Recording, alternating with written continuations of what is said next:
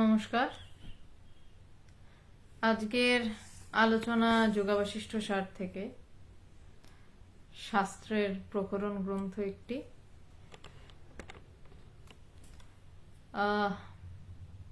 লাইভে লোকজন কি আসছে না আমি কিছু বুঝতে পারছি না, আমার কাছে কোনো নোটিফিকেশন আসছে না বা কিছু আসছে না।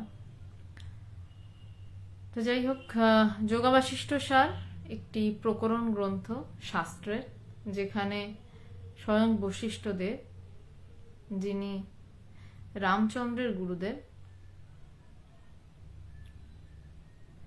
তিনি রামচন্দ্রকে যে উপদেশ দিয়েছিলেন, অবতার রামচন্দ্রকে যে উপদেশ দিয়েছিলেন বশিষ্ঠ মুনি, সেই নিয়ে আজকের বই যোগাবশিষ্ট সার। সেই মূল গ্রন্থটির নাম যোগ বাশিষ্ঠ।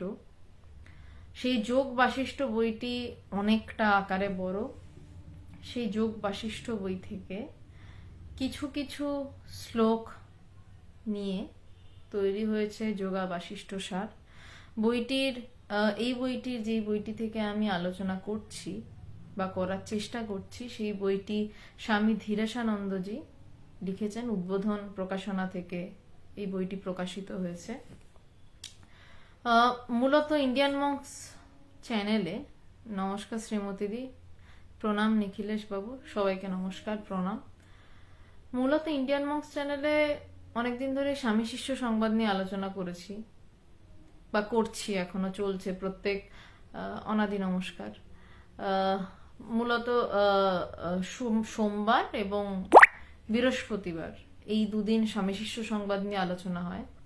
তো সেখানে শাস্ত্রীয় আলোচনা তো অবশ্যই, স্বামীজি চূড়ান্ত বৈদান্তিক, শাস্ত্রীয় আলোচনা থাকবেই, কিন্তু কট্টর শাস্ত্র ধরে আলোচনার প্রয়োজন মনে হলো। আপনাদেরও সবার উৎসাহ আছে বললেন, আপনারাও যান।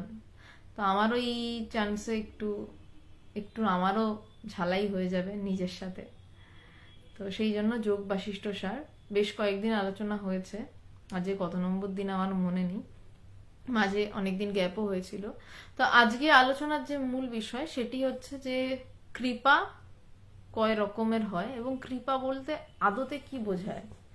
আমরা যেমন বেশিরভাগ সময় একটা অদ্ভুত কথা বলি, অদ্ভুত শব্দটা ব্যবহার করলাম কারণ সত্যি অদ্ভুত কথাটা হয়। কারণ কখন যখন আমরা কাউকে বলি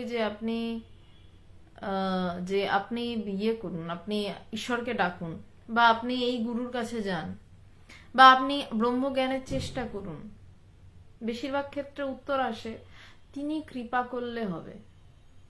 এবার মহা মুশকিল, তিনি কৃপা করবেন বলে বসে থাকবো নাকি নিজে থেকে দৌড়ে যাব, এটা একটা চিন্তার বিষয় হয়ে দাঁড়ায়। যেমন 26 তারিখ আসতে সামনে, অ্যামাজনে বেশ সেল টেল দিচ্ছে, অ্যামাজন প্রাইমে প্রচুর সেল দিচ্ছে। তো এবার আমি দৌড়ে গিয়ে মোবাইল খুলে সেই সেলের জিনিসটা কিনবো, নাকি আমি অপেক্ষা করব কখন অ্যামাজন আমাকে কৃপা করবে, তারপর কৃপা করে নিজে নিজেই জিনিসটা আমার বাড়িতে পৌঁছে দেবে? তা তো হয় না। আমি নোটিফিকেশন দেখি যে সেল ইজ অন, আমি লাফাতে লাফাতে যাই, মোবাইলটা খুলে ওখানে অর্ডার দিই, নিজে আবার প্রোডাক্ট সিলেক্ট করি, তারপর অর্ডার দিই, আমি করি। কিন্তু সেই আমাকেই ওই নোটিফিকেশন যেরকম আসে না সেল ইজ অন, ঠিক তেমনই আমাকে যখন কেউ বলে তুমি আত্মজ্ঞান লাভ করতে চাও, এখানে সদ্গুরু আছেন, তুমি যাও, ওনার কাছে যাও, তখন আর আমার লাভ দিয়ে ওই মোবাইলটা খুলে যে প্রোডাক্ট দেখে আমি ওই যে পারচেস করি সেইটা আর করি না। তখন আমি বলি না, তিনি কৃপা করলে, তিনি টানলে তবে যাব। তার কারণ প্রয়োজনীয়তা বোধ। আমি কোনটার প্রয়োজন বোধ করছি, আমার দিন চলছে, ভালোই চলছে, কিন্তু যেই বস্তুটা আমি চোখের সামনে দেখতে পাচ্ছি, এই জিনিসটাকে আমি কিনতে চাই, তাই আমি কিনছি, ভাবছি ওইটা করলে আমার জীবনের প্রয়োজন মিটবে, আপাত প্রয়োজন মিটবে, কিন্তু তা হয় না। পরে আবার আরো একটা প্রয়োজন আবার চলে আসে। ঠিক তেমনি আমাদের মধ্যে ওই প্রয়োজন বোধটা হয় না যে আমার আত্মজ্ঞান চাই, আমার ব্রহ্মজ্ঞ সদ্গুরুর সান্নিধ্য লাভ চাই। কেন না, তার প্রয়োজন নয়, আমি তার সান্নিধ্যে গিয়ে তাকে উদ্ধার করে দেব না, আমারই প্রয়োজন। আমার জীবনের সমস্ত চাহিদা মেটানোর জন্য তার প্রয়োজন, তাকে প্রয়োজন। আমরা এটা বুঝতে পারি না, আমাদের বোঝার অসুবিধার জন্যই আমরা কৃপা ধরতে পারি না। কৃপা বইছেই, ঠাকুর বলতেন না, কৃপা বাতাস তো বইছেই, তুই পাল তুলে দে না। কৃপা বইছেই, শুধু আমাদের প্রয়োজনটুকু বোঝার অপেক্ষা, যে আমাদের এখন এইটার প্রয়োজন, আমাদের এখন এটার প্রয়োজন নয়। নয়টা নয় তাও বাদ দিলাম, আমাদের এখন এই আত্মজ্ঞানের প্রয়োজন, তার জন্য আমাকে ছুটতে হবে। এই চারটা ভিতর থেকে না এলে বড় মুশকিল। তো কৃপা কয় প্রকার সেই নিয়ে বশিষ্ঠ দেব রামচন্দ্রকে খুব সুন্দরভাবে বুঝিয়েছেন। আমি যোগাবাশিষ্ঠ সারেই যাচ্ছি, যোগাবাশিষ্ঠ সার অনুসারে আমি চেষ্টা করছি ব্যাখ্যা করার।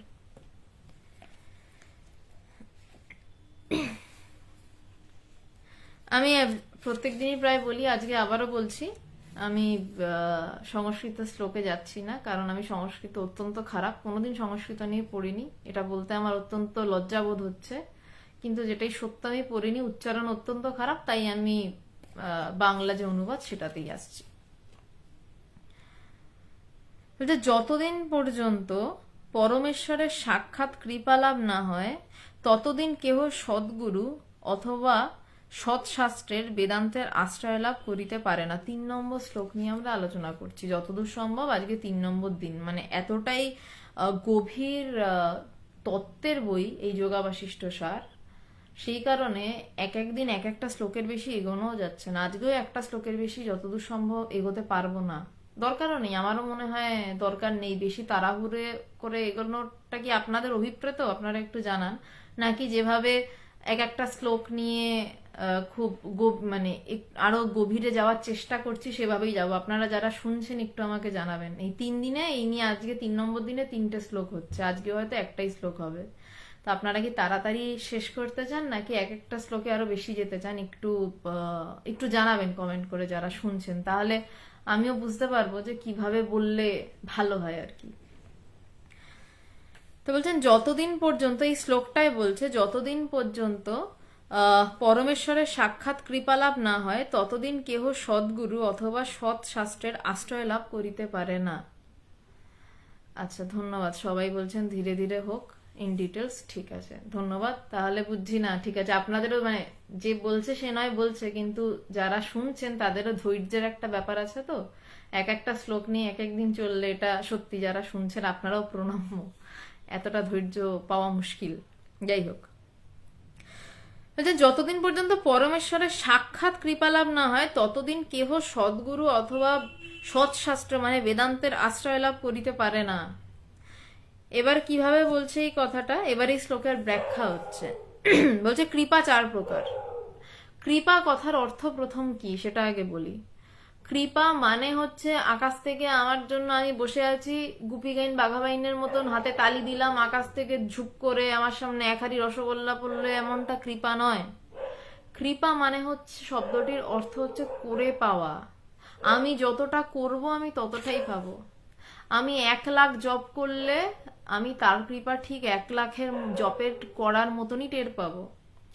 আমি যদি 108 বার জপ করি, আমি তার কৃপা 108 বার জপের মতনই টের পাবো। কৃপা মানে করে পাওয়া, বারবার বলছি, কৃপা মানে আমাকে কেউ এক্সট্রা করে কিছু করে দিচ্ছে না।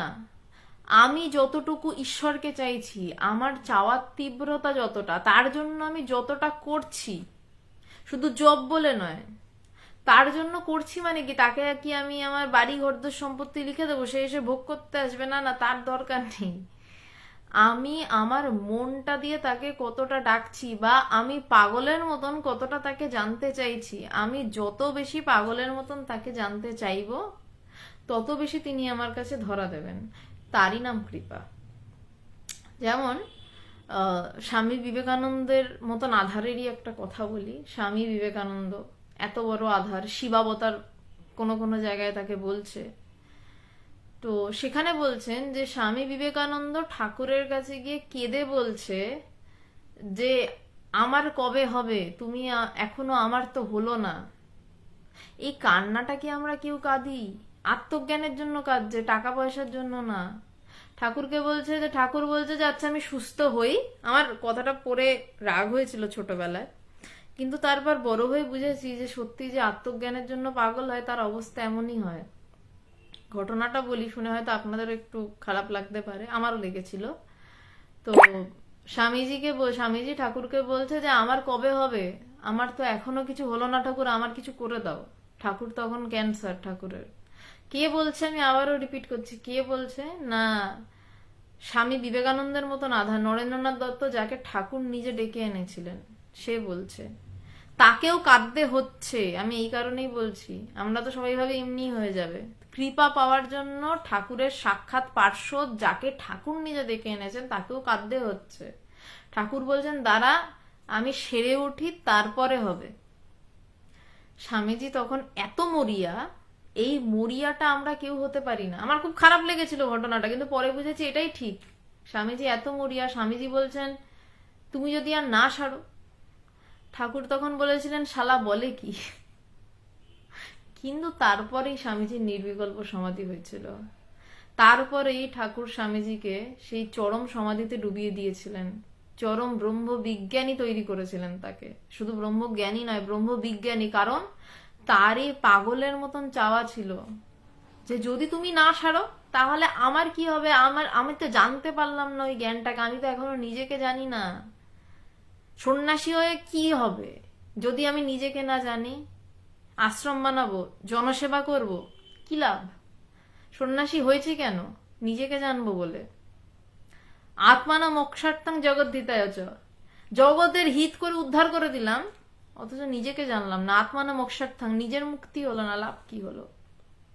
তো স্বামীজির মতন মানুষকেও কৃপা পেতে এভাবে কাঁদতে হয়েছিল। তো এবার আপনারা ভাবুন, আপনাদেরকে কৃপা পেতে কতটা করতে হবে, আর কতজনই বা বসে থাকবেন যে কবে কৃপা তিনি করবেন তবে আমি যাব, তিনি টানলে যাব, এই কথা বলে বসে থাকবেন নাকি দৌড়াবেন, এটা আপনাদের বিষয়। তো এবার আসছে কৃপার প্রকারভেদ। কৃপা 4 প্রকার। প্রথম হচ্ছে আত্মকৃপা, দ্বিতীয় শাস্ত্রকৃপা, তৃতীয় গুরু কৃপা, চতুর্থ ঈশ্বর কৃপা। এই চতুর্বিধ কৃপার অধিকারী হইলে তত্ত্বজ্ঞান লাভ হয়। প্রথমেই বলেছি শাস্ত্র নিয়ে কথা বলছি, তো শাস্ত্রেরই শব্দ থাকবে, খুব সহজ শব্দ থাকবে না। তত্ত্বজ্ঞান হয়। তত্ত্বজ্ঞান মানে কি? যে ব্রহ্মকে জানা। বিভিন্ন রকম জ্ঞানের কথা বলা রয়েছে, কিন্তু তত্ত্বজ্ঞান, আসল যে জ্ঞানটা, নিজেকে জানা, এই তত্ত্বটাকে জানার নাম তত্ত্বজ্ঞান। সমাধি হলো অনেকক্ষণ পড়ে থাকলাম, তার মানে তত্ত্বজ্ঞান নয়। সমাধি হলো আমি সেই একটা সুন্দর অবস্থায় পৌঁছালাম, কিন্তু তত্ত্বটাকে আমার জানা হলো না। বিষয় করতে হয়। মানুষ সমাধিস্থ হতে ভালোবাসে, কারণ সমাধির টেস্ট রয়েছে, সমাধি অবস্থার একটা স্বাদ রয়েছে। আচ্ছা, আপনারা যারা কমেন্ট করবেন না, একটু যারা মানে যারা প্রশ্ন করবেন একটু শেষে প্রশ্ন করুন। আচ্ছা, পিন্টু রানা কি বলেছেন, তিনি লেপ খুলে দিলে একটু সিধা হয়ে বসবো। আপনার কমেন্টের অর্থ বুঝছি না। প্রণয়, যদি কাইন্ডলি থাকো এনাকে ব্লক করে দাও, বেটার। অযথা ফালতু কমেন্ট এখানে করবেন না, হ্যাঁ।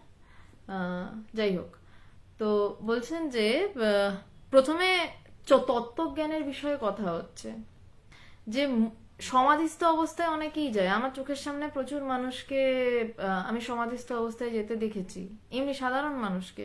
তাদের বিষয় থাকে কি না, আমি সমাধিস্থ অবস্থায় যাব, অনেকক্ষণ পড়ে থাকবো।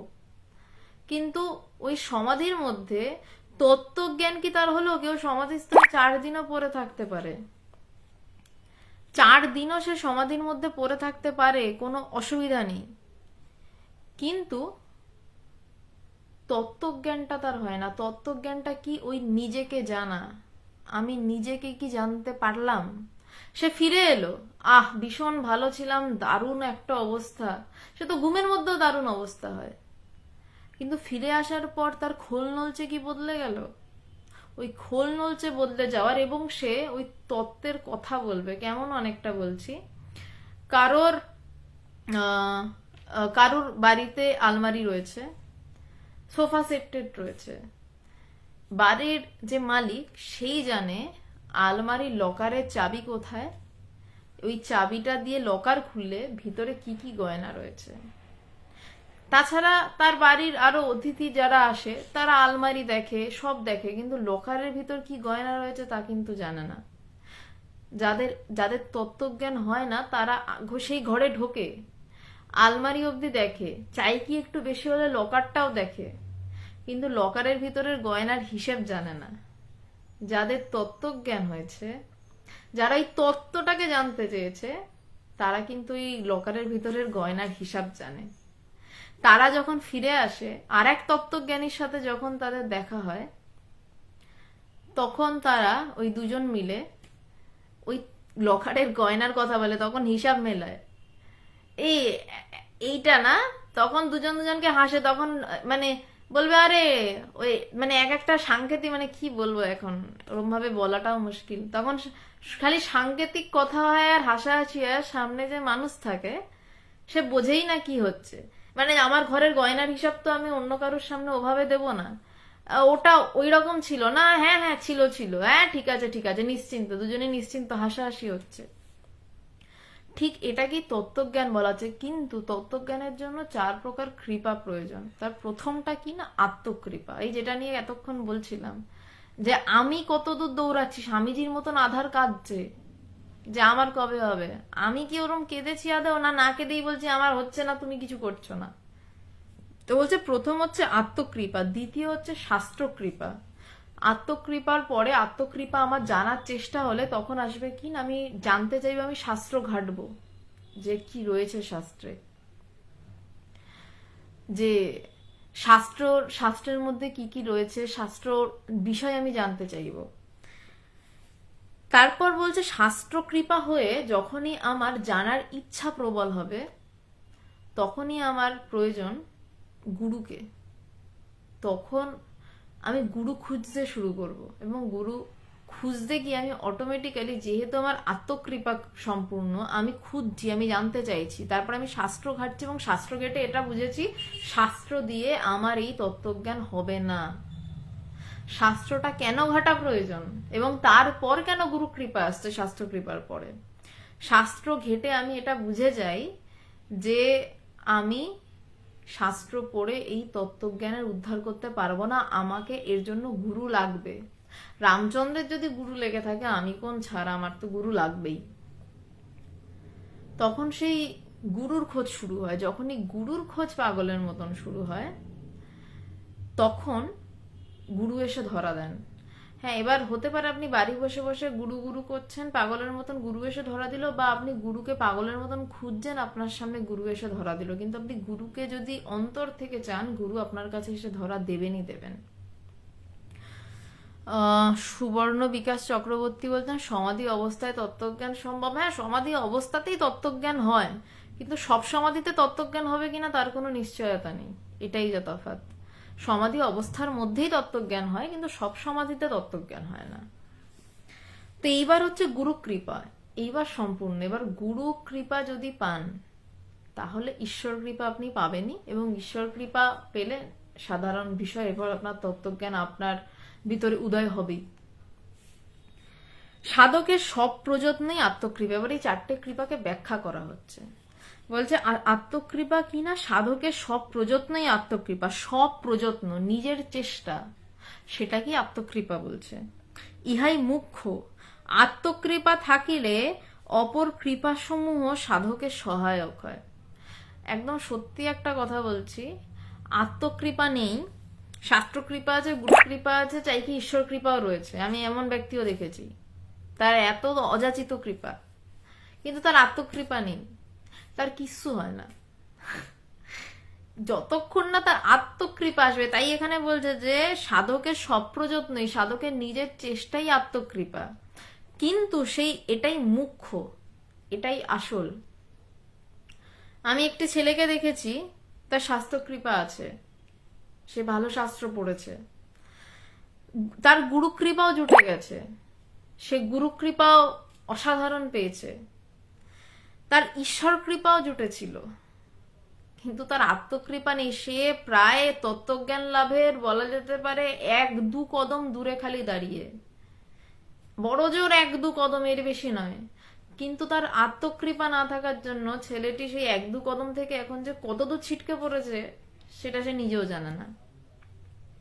তাই বলছেন যে আত্মকৃপা মুখ্য, এটা থাকলে অপার কৃপাসমূহ সাধকের সহায়ক হবে। যে অপার কৃপাসমূহ সাধকের সহায়ক হবে।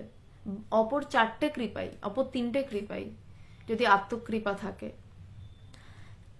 সৌম্যজিৎ, আমি ধীরে ধীরে আসছি।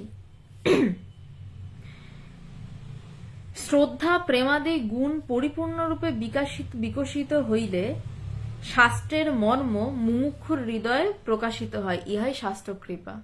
সৌম্যজিৎ ঘোষ, আপনার প্রশ্নের উত্তর বলছে, শ্রদ্ধা প্রেমাদি গুণ পরিপূর্ণরূপে বিকশিত হইলে শাস্ত্রের মর্ম মুমুক্ষুর হৃদয়ে প্রকাশিত হয়। প্রত্যেকটা শব্দ গুরুত্বপূর্ণ।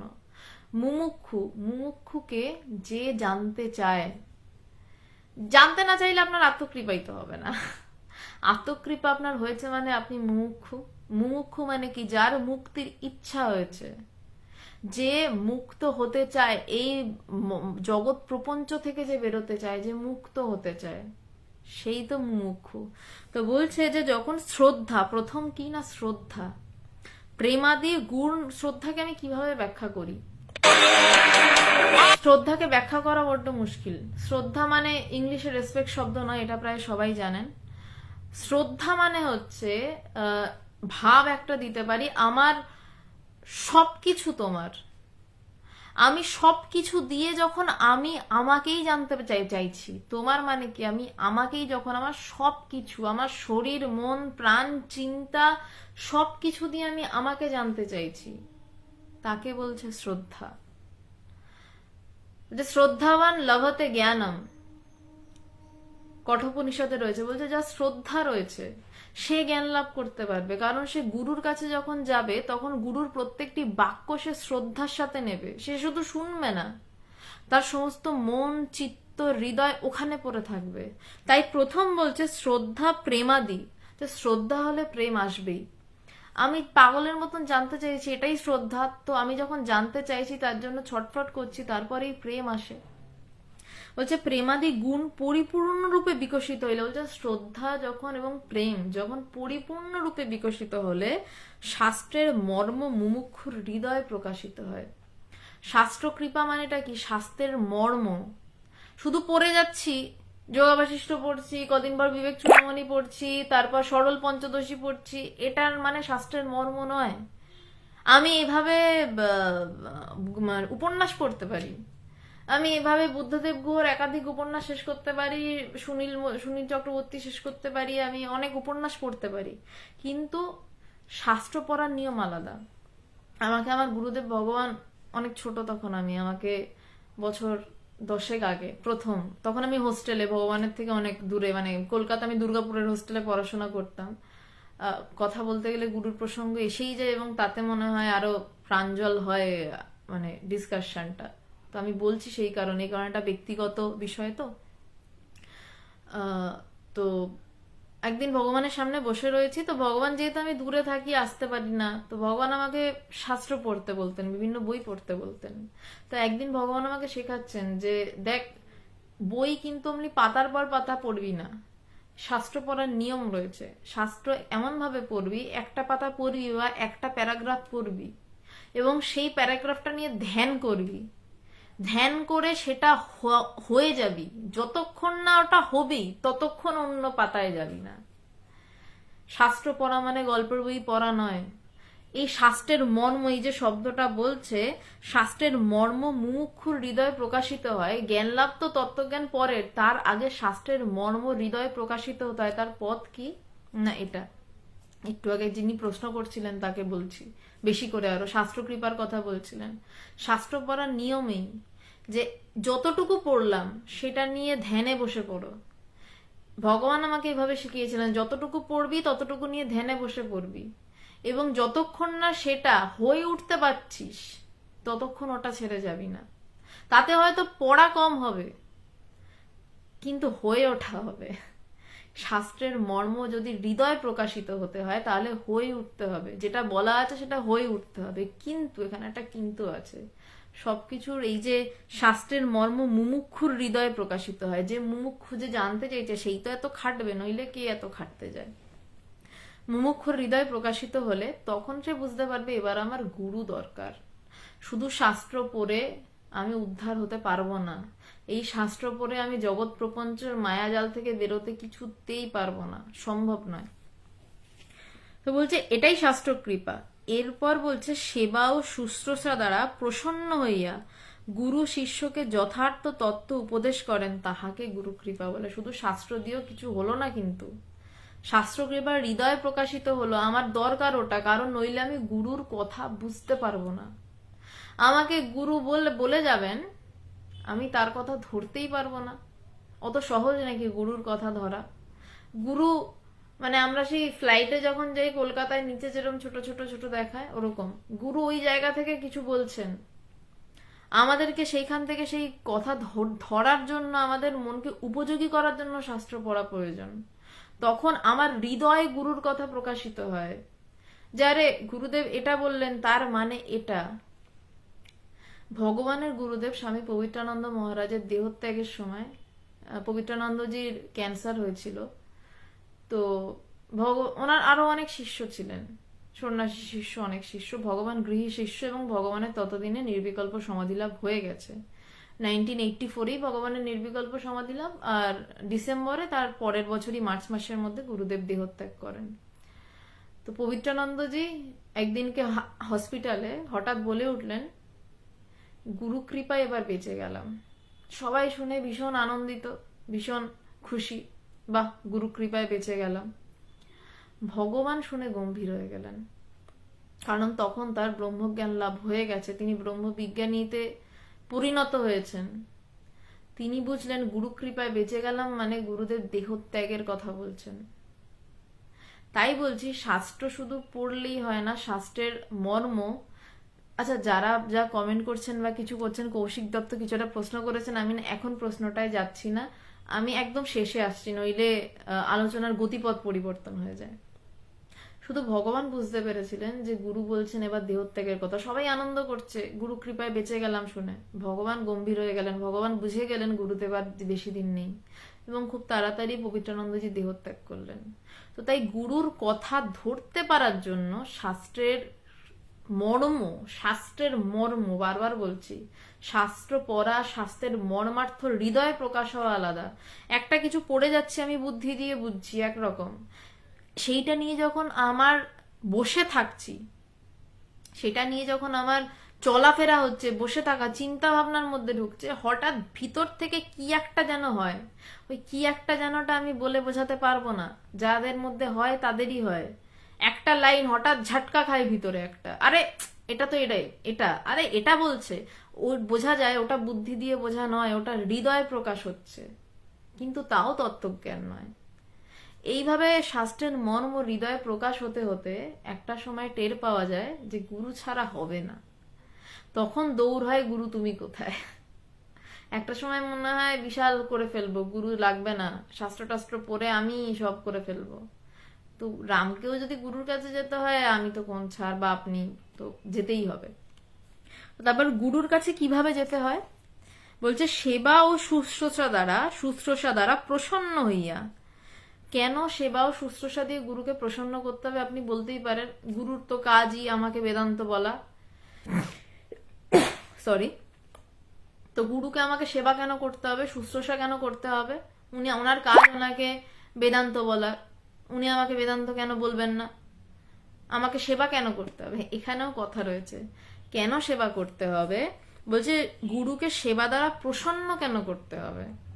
কারণ এই অদ্বৈত তত্ত্ব এমন নয় যে টানা হিচড়া করলেই কাউকে গিয়ে বললাম বলুন না আপনি অদ্বৈত তত্ত্ব বলুন না, আর সে অদ্বৈত তত্ত্ব তার মুখ থেকে গলগলিয়ে বেরোলো, আর আমিও শুনে একদম উদ্ধার হয়ে নাচতে নাচতে চলে এলাম। এমনটা নয়। অদ্বৈত তত্ত্ব যে বলবে সে নিজে বলে না, প্রথম কথা। বই পড়া পাণ্ডিত্য নিয়ে যারা বলে আমি তাদের কথা বলছি না। অদ্বৈত তত্ত্ব যারা ঠিক ঠিক জ্ঞানী হয়ে বলে, তাদের ভিতর থেকে কথা বেরোয়, এবং তারা নিজেও জানে না কখন তাদের ভিতর খুলে যাবে ওই কথা বেরোবে। কারণ যারা জ্ঞানী হয়ে ওই কথা বলেন, তারা জ্ঞানী হওয়ার পরে যেইটুকু মন নিয়ে তারা কথা বলেন, ওই মনটা সেই পাড়ের ফেরানো, কারণ তারা ওই পাড় থেকে ফেরত আসা মানুষ। তাদের মনটা ওই পাড় থেকে দেওয়া, তাদের দেহত্যাগ করে চলে যাওয়ার কথা, কিন্তু তারা জান না এই প্রেমে যে আরো কিছু মানুষকে এটা জানাতে হবে, এবং তারা সবসময় তার অধীন হয়ে থাকেন, তারা অধীনস্থ থাকেন, এই মায়ার জগতের নয়, মায়ার জগতের বাইরের এক মহাশক্তির অধীনস্থ। তিনি যখন তার ভিতর থেকে ধাক্কা দেন তখন সেই কথা বেরোয়। আর কেন সেবা করতে হবে গুরুকে? কারণ সেবা না করলে আমার মনই তো শুদ্ধ হবে না। সেবা না করলে আমার মন তো গুরুর কথা ধারণই করতে পারবে না, গুরুর প্রতি শ্রদ্ধাই আসবে না। আমার গুরুর প্রতি শ্রদ্ধা কখন, মানে একটা খুব সুন্দর উদাহরণ দিই ভগবানকে, আমার গুরুদেবকে। বেশ কয়েক বছর আগের কথা, এক মহিলা এসে বলছেন যে আমি আপনাকে আমার সব দিয়ে দিলাম, আপনি আজকে থেকে আপনি আমাকে আমার শিষ্য করে নিন, আপনি আমার গুরু। তো ভগবান তখন তাকে হেসে বলেছিলেন যে আমি আপনার গুরু? উনি বললেন হ্যাঁ। বলছে যে আচ্ছা আপনি আমার জন্য সব করতে পারেন? বলছেন হ্যাঁ আমি সব করতে পারি। ঠিক আছে আমার বাড়ির বাসনগুলো মেজে দিন। তখন সেই মহিলা বেঁকে বসলো, হ্যাঁ আমি আপনার বাড়ির বাসন কেন মাজবো? তা বললেন আপনি আমার জন্য সব করতে পারেন। এই সেবা করার কারণ হচ্ছে অহংকার নাশ। গুরুর সেবার দরকার নেই, কিন্তু শিষ্যের ধীরে ধীরে অহংকার নাশ হয়। গুরুর পা টিপতে হয়। গুরুর পা টেপা মানে কি? আমার অহংকার নাশ হচ্ছে। গুরুর বাড়ির কাজ করতে হয়, বাসন মাজতে হয়। গুরুর বাড়ির মানে গৃহের কাজ, মানে এই যে প্রাচীন যে বৈদিক ধারা ছিল, সেই বৈদিক ধারা মতে গুরুর বাড়ির গুরুর গরুকে নিয়ে চড়াতে বেরোতে হতো। যতদূর সম্ভব উদ্দালক ঋষি তার নাম, সে গুরুর গরুকে নিয়ে চড়াতে বেরিয়েছে। গুরু তাকে বেদান্ত বলছে না, সে গরু চড়াচ্ছে গুরুর গরু। কেন? তার ভিতরের অহংকার নাশ হচ্ছে। সে বেদান্ত জেনে বিশাল হনুমান হবে নাকি? সেটার আগে তার অহংকারটাকে শেষ করতে হবে। বিশাল হনুমান হয় না কেউ বেদান্ত জেনে। বেদান্ত জেনে সে যা ছিল তাই হয়। যে বলবে আমি জ্ঞানী, আমি এই সেই, জানবেন ঠিক আছে, পেন নাম করে সরে পড়াই ভালো। এই সেবা, গুরুর সেবা করতে হয়, গুরুর শুশ্রূষা করতে হয় নিজের অহংকারকে মারার জন্য। নিজের অহংকারকে ধ্বংস করে গুরুর কথা যাতে আমি ধারণ করতে পারি, গুরু কৃপা যাতে আমি গ্রহণ করতে পারি, সেই জন্য আমাকে গুরুর সেবা করতে হয়। এছাড়া আর কোনো কারণ নেই। একটা ছোট বাটি আমার, তাতে আমি দুধ ঢালছি, দুধ তো উপচে পড়ে সব নষ্ট হয়ে গেল। লাভ কি হবে? গুরু আমাকে বেদান্ত বলে যাচ্ছে, নষ্ট হয়ে যাবে, লাভ নেই। কিন্তু যখন আমি সেবা করতে করতে আমার ভিতরের অহংকারটাকে মারতে থাকবো, এবং তখনই আমার গুরুর কথা আমি একদম ব্রহ্ম বাক্য হিসাবে নেব, এবং তখনই সেই কথা আমার ভিতরে কাজ করা শুরু করবে। যেমন একটা শক্ত পাথরের উপরেও যদি কয়েক ফোঁটা কনসেন্ট্রেটেড হাইড্রোলিক অ্যাসিড পড়ে না, HCl যদি পড়ে, ওই পাথর একটু একটু করে হলেও গলবে। তেমনি আমাদের এই শক্ত পাথরের মতন অহংকার ওই গুরুর কথায় একটু একটু করে গলতে থাকে, এবং সেবা দিয়ে একটু একটু করে নাশ হতে থাকে। আমাদের মন এই শক্ত গ্রানাইটের মতনই, সহজে যায় না। এই শক্ত মনটাকে গুরু পুরো উপড়ে ফেলে দেন। কিন্তু তার জন্য তো বাবা আমাদের গুরুর কথা একটু ধারণ করতে হবে, নইলে তো হবে না। সেই ধারণ করার জন্য সেবা শুশ্রূষা। বলতে সেবা শুশ্রূষা দ্বারা প্রসন্ন হইয়া গুরু শিষ্যকে যথার্থ তত্ত্ব উপদেশ করেন। বলতে যথার্থ তত্ত্ব উপদেশ করছেন, তাহাকে গুরু কৃপা বলে। বলছে আত্মকৃপা হইলে ঈশ্বরেরও কৃপা হয়। ঈশ্বর সাত করে এসে ওরম, ওই যে বললাম 1 লাখ জপ করলে ঈশ্বরের 1 লাখ জপের কৃপা হবে, আর 108 বার জপ করলে 108 বারের কৃপা হবে। তো তেমনই বলছে আত্মকৃপা হলে ঈশ্বরেরও কৃপা হয়। ঈশ্বর কৃপা ব্যতীত সর্বপুরুষ প্রযত্নই ব্যর্থতায় পর্যবসিত হয়। পুরুষ প্রযত্ন মানে পুরুষকারের কথা বলছে। যদি ঈশ্বর কৃপা না হয়, গুরু কৃপা হলে ঈশ্বর কৃপা হতে বাধ্য। গুরুই ঈশ্বর, গুরুই সেই দরজা খুলে দেন। আপনি বুঝুন চাই না বুঝুন, গুরু সেই দরজা খুলে দেয়। বলছে সেই গুরু ঈশ্বর কৃপা ব্যতীত সব পুরুষ প্রযত্নই ব্যর্থতায় পর্যবসিত হয়। পুরুষ প্রযত্ন মানে ছেলেদের প্রযত্ন নয়, পুরুষকার মানে আমি করছি। এই যে আত্মকৃপা, আমি জানতে চাইছি। বলছে পবিত্রানন্দজি ভগবানকে একটা চিঠিতে লিখেছেন, পুরুষকার কৃপারই একটা দিক। আমি জানতে চাইছি, আমি কতটা জানতে চাইছি বলেই আমি জব বাড়াচ্ছি। আমি পাগলের মতন জানতে চাইছি বলেই আমি ধ্যান বাড়াচ্ছি। স্বামীজি পাগলের মতন জানতে চেয়েছিল বলে ঠাকুরকে গিয়ে বলছে, তুমি যদি মরে যাও তখন আমার কি হবে, আমি তো জানতে পারবো না। এই পুরুষকার, এই চেয়েছিল বলেই স্বামীজির কিন্তু ব্রহ্মজ্ঞান। তাই বলছে পুরুষকার কৃপারই একটা দিক, স্বামীজি এরকম ভাবে পাগলের মতন চেয়েছিল বলে সেই কৃপাটা পেয়েছিল। কিন্তু বলছে একই মুদ্রার এপিট আর ওপিট। তো বলছে কি যে ঈশ্বর কৃপা ছাড়া, বলছে ঈশ্বর কৃপা পাবেই তুমি যদি তোমার পাগলের মতন চাওয়া থাকে। বলছে ঈশ্বর কৃপা ছাড়া সমস্ত, যদি এই ভাবি আমার ঈশ্বর কৃপা লাগবে না, আমি চেষ্টা করে একদম মেরে দেবো, সব করে দেবো, মেরে দেবো মানে আমার মনকেই মেরে দেবো, আমি একদম ব্রহ্মজ্ঞান লাভ করে ফেলবো, যতক্ষণ এই অবস্থা মানে আমি অহংকারে ডুবে রয়েছি, হবে না।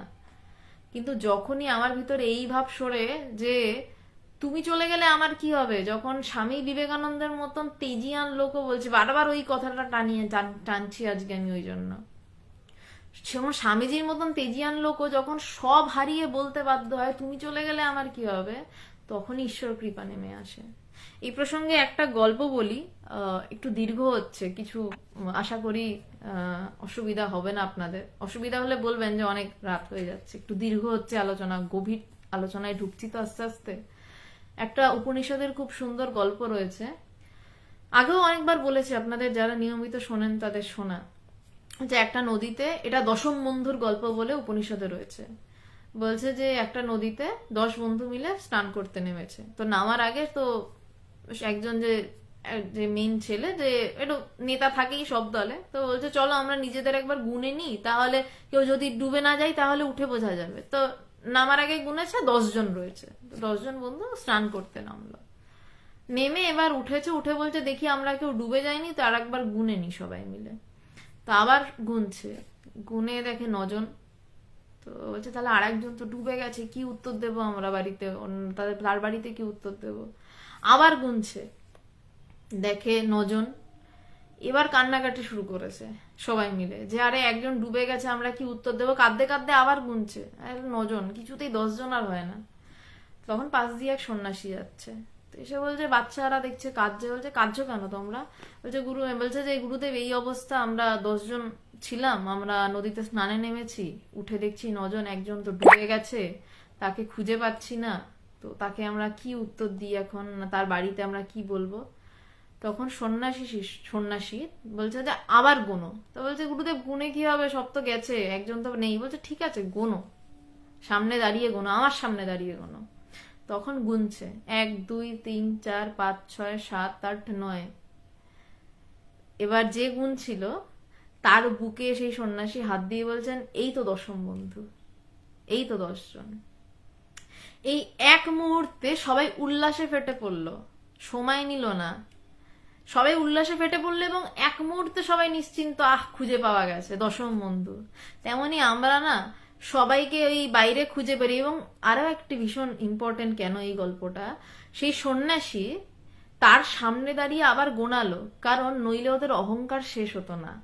তারা যখন গুনতে গুনতে ক্লান্ত হয়ে হাল ছেড়ে দিয়ে বসে পড়েছে, যে আর কোনো উপায় নেই, তারপরেও এসে সন্ন্যাসী মহারাজ গোনাচ্ছেন, গুরু তারপরেও আমাদেরকে দিয়ে খাটান। গুরু তো প্রথমেই বলে দিতে পারেন এই তো 10ম বন্ধু, এই তো তুমি। 10ম বন্ধু মানে কি আমি, এই তো তুমি নিজে। তিনি আমাদের মন বুদ্ধি চিত্ত অহংকার এত দেখান কেন, তিনি তো পারেন, তিনি গুরু পারেন, গুরু পারেন। কিন্তু তাও গুরু সামনে দাঁড় করিয়ে আবার ওই গোনালেন, 1 2 3 4 5 6 7 8 9, ওই 9 অব্দি গোনা তাদেরকে দিয়ে শেষ করালেন। ওই জন্য আমাদেরকে দিয়েও গুরুরা সমস্ত 9 অব্দি গোনা শেষ করান, কারণ যতক্ষণ না গোনা শেষ করে পুরো হাল ছেড়ে দিয়ে যে গুরুদেব এবার কি হবে, আর তো রাস্তা নেই, যতক্ষণ নেই হতচকিত অবস্থা হচ্ছে, যতক্ষণ আমাদের অহংকার পুরো গুঁড়ো গুঁড়ো না হয়ে যাচ্ছে, সব ছেড়ে দিয়ে যখন আমরা হা করে গুরুর মুখের দিকে তাকাই, গুরুদেব এবার কি, তখন গুরুদেব বলেন এই 10ম বন্ধু, এই তো তুমি। এবং সেই এক মুহূর্তে আমাদের সব দুশ্চিন্তা শেষ, তখন আনন্দই আনন্দ, তখন আর কিছু নেই, তখন নিশ্চিন্ত, পরম শান্তি। তো তাই বলছে যে যদি আমরা পুরুষকার, এই যে নিজেদের গোনাটা, এই আমরা গুনেই যাই, আমরা গুনেই যাই, আমরা করে নেবো ভাবি, ভেবে ভেবে আমরা গুনে যাই, কিন্তু পারি না। কিন্তু গুনতে গুনতে ক্লান্ত হয়ে আমাদের অহংকার ধাক্কা খেয়ে যখন হতচকিত হয়ে বলে গুরুদেব এবার কি হবে, তখন বলে এই তো তত্ত্বমসি, তুমিই সেই, তত্ত্বমসি, তুমি সেই, তুমি সেই, হে শ্বেতগত তত্ত্বমসি, ছান্দোগ্য উপনিষদে বলছে। তো বলছেন যে এই হচ্ছে পুরুষকার প্রযত্ন ব্যর্থতায় পর্যবসিত হয় যদি ঈশ্বর কৃপা না থাকে। কিন্তু যখন ঈশ্বর কৃপা মানে আত্মকৃপা থাকলে ঈশ্বর কৃপা থাকতে বাধ্য, কিন্তু আত্মকৃপাও যদি এরকম অহংকারের পর্যায়ে চলে যায় তাহলে আবার ঈশ্বর কৃপা আসে না। তো তাই আত্মকৃপাটাকে মারতে মারতে মারতে মারতে শেষ করে ওই গুরুকৃপার উপর ওই হা করে তাকিয়ে থাকার জায়গায় নিয়ে যেতে হয় যে আর তো পারছি না, তুমি চলে গেলে এবার কি হবে। আত্মকৃপা হইলে ঈশ্বরেরও কৃপা হয়, অতএব নিরভিমান হইয়া ভজনাদি সহায় ঈশ্বর কৃপা লাভে যত্ন কর্তব্য, ঈশ্বর ন্যায়পরায়ণ ও কর্মফলদাতা। বলছে অতএব নিরভিমান হইয়া, কোনো অভিমান ভিতরে না রেখে, আমি পারি, আমি করে নেব, আমার দ্বারা ও আমি মেরে নেব। আমিও একসময় ভাবতাম প্রচুর, ও হয়ে যাবে, আমিও করে নেব। একসময় বুঝেছি হবে না। তো বলছে যে অতএব নিরভিমান হইয়া ভজনাদি সহায়ে ঈশ্বর কৃপা লাভে যত্ন কর্তব্য। বলছে ভজনাদি সহায়ে, তাকে চাওয়ার জন্য ঈশ্বর কৃপা লাভে যত্ন করতে হয়। এই আজকে চাইছি ঈশ্বর কৃপালাভ আমাকে পেতে হবে, কাল ভাবছি দূর ঈশ্বর কৃপালাভ হয়ে আমার কি হবে, আবার পরশুদিন ভাবলাম না না না ঈশ্বর কৃপালাভ আমাকে করতে হবে, আবার তারপরের দিন ভাবলাম ধুর করে কি হবে। এরকম না, যত্ন করতে হবে, আমাকে চাইতে হবে, চাওয়াটা কন্টিনিউ রাখতে হবে। ঈশ্বর ন্যায়পরায়ণ ও কর্মফলদাতা। বলছে তিনি ন্যায়পরায়ণ, তিনি ন্যায়ের পক্ষেই থাকবেন এবং তিনি কর্মফলদাতা। আমি যেটা করেছি সেই ফলই তিনি আমাকে দেবেন। আমি করলাম আর তিনি দিলেন না এমন কোনো ঘটনা নয়, যে তিনি কর্মফলদাতা। কর্মফল প্রদান করত জীবের ভোগ শেষ করিয়া ঈশ্বর তাহাকে মোক্ষ লাভের সুযোগ প্রদান করেন, ইহা ঈশ্বরের বিশেষ কৃপা। বলছে বিশেষ কৃপা কি না, বলছে কর্মফল দিয়ে জীবের ভোগ তাড়াতাড়ি শেষ করে, যে চায় তাড়াতাড়ি জ্ঞান লাভ করতে, বলছে তাকে তাড়াতাড়ি কর্মফল দিয়ে জীবের ভোগ শেষ করে ঈশ্বর তাহাকে মোক্ষ লাভের সুযোগ প্রদান করেন। বলছে ঈশ্বর তাকে মোক্ষ লাভ, জ্ঞান লাভের সুযোগ প্রদান করেন, ইহা ঈশ্বরের বিশেষ কৃপা। কিন্তু দূরদৃষ্টবশত জীব পুনঃবন্ধন হেতু তো নবীন কর্ম করত সংসারাসক্ত হয়। এই হচ্ছে সমস্যা। ওই যে ছেলেটির কথা বললাম, সে জ্ঞান লাভের থেকে খুব বেশি হলে 1-2 কদম জাস্ট দূরে দাঁড়িয়েছিল, সে সেখান থেকে এখন পুরো টেনে সংসারের ভিতর পুরো সংসারে ঢুকেই বসে রয়েছে। মানে আমি বলছি না যে সন্ন্যাসী হওয়ার কথা, আমি বলছি যে মনটার কথা, যার মন এমন অবস্থায় দাঁড়িয়েছিল যে আর একটু চেষ্টা করলেই সে জ্ঞান লাভ করতে পারত, সে এখন তার থেকে সহস্র যোজন দূরে দাঁড়িয়ে। তো বলছে যে ইহা ঈশ্বরের বিশেষ কৃপা, কিন্তু দূরদৃষ্টবশত জীব পুনঃবন্ধন হেতু, মানে জীবের আবার বন্ধন হেতু নবীন কর্ম করত সংসারাসক্ত হয়। পুরনো কর্মের ফল ঈশ্বর তাকে দিয়ে ভোগ করিয়ে দিল, ভোগ করিয়ে তাকে প্রায় তত্ত্বজ্ঞান লাভের জায়গায় দাঁড় করিয়ে দিল, কিন্তু তার কপাল খারাপ। সে কি করলো, সে আবার নতুন কর্ম করে, ফলত আবার নতুন কর্মফল তার জীবনে আসবেই, সেই নতুন কর্মফলে সে জড়িয়ে পড়লো। ইহাই দুর্দৈব। বলছে এটাকেই দৈব দুর্বিভাগ বলছে। কিন্তু ঈশ্বর পুনঃ পুনঃ কর্মফল প্রদান করত ভোগ নিবৃত্ত করাইয়া জীবকে মোক্ষ লাভের সুযোগ প্রদান করিতেছেন। এই জন্যই বলছেন ঈশ্বর কৃপাময়। ও তার পরের লাইনই তাই আছে, এই রূপে ঈশ্বর সদা কৃপাময়। বলছে কিন্তু ঈশ্বর পিছন ছাড়ছে না। বলছে ঈশ্বর বা গুরু আপনি যাই বলুন, বলছে যে ঈশ্বর পিছন ছাড়ছে না। আপনি যতই কর্ম করে যান, ঈশ্বর আপনাকে আবার ওই কর্মফল দিয়ে আবার ব্যাক করাচ্ছেন, আবার ঘুরিয়ে ওই সামনে এনে দাঁড়াচ্ছেন, যে বাবা জেনে যাও, নিজেকে জেনে যাও। ঈশ্বর কৃপা বলেই ব্রহ্মনিষ্ঠ সদ্গুরুর আশ্রয় লাভ হইয়া থাকে। বলছে ঈশ্বরের কৃপাতেই ব্রহ্মনিষ্ঠ সদ্গুরুর আশ্রয় লাভ হয়ে থাকে। ঈশ্বর ও গুরু সদা কৃপাময়। বলছে ঈশ্বর ও গুরু এরা দুজন সদা কৃপাময়। দুজনকে আলাদা করে আমি দেখতে শিখিনি, বলছে তাই বলছে, এরপর হয়তো দুজনকে একই কথা বলবে। শাস্ত্র অনাদিকাল হইতে পরমার্থ লাভের উপায় ঘোষণা করিতেছেন। বলছে শাস্ত্র অনাদিকাল হইতে পরমার্থ লাভের উপায় বলছে, কিন্তু তাও এই জীব সংসার মায়ায় আবদ্ধ। এই মায়া, এই মহামায়ার রাজত্ব।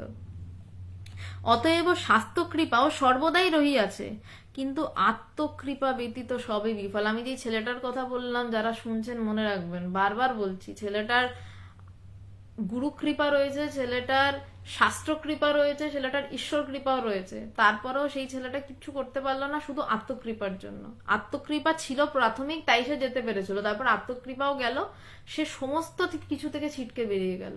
মানে আমার ছেলেটাকে দেখে এখন দুঃখ হয় রীতিমতন। মানে ঈশ্বর কৃপা করুক আপনাদের কারোর সেই অবস্থা না হোক, জ্ঞানের অত কাছে গিয়ে প্লিজ ফিরবেন না।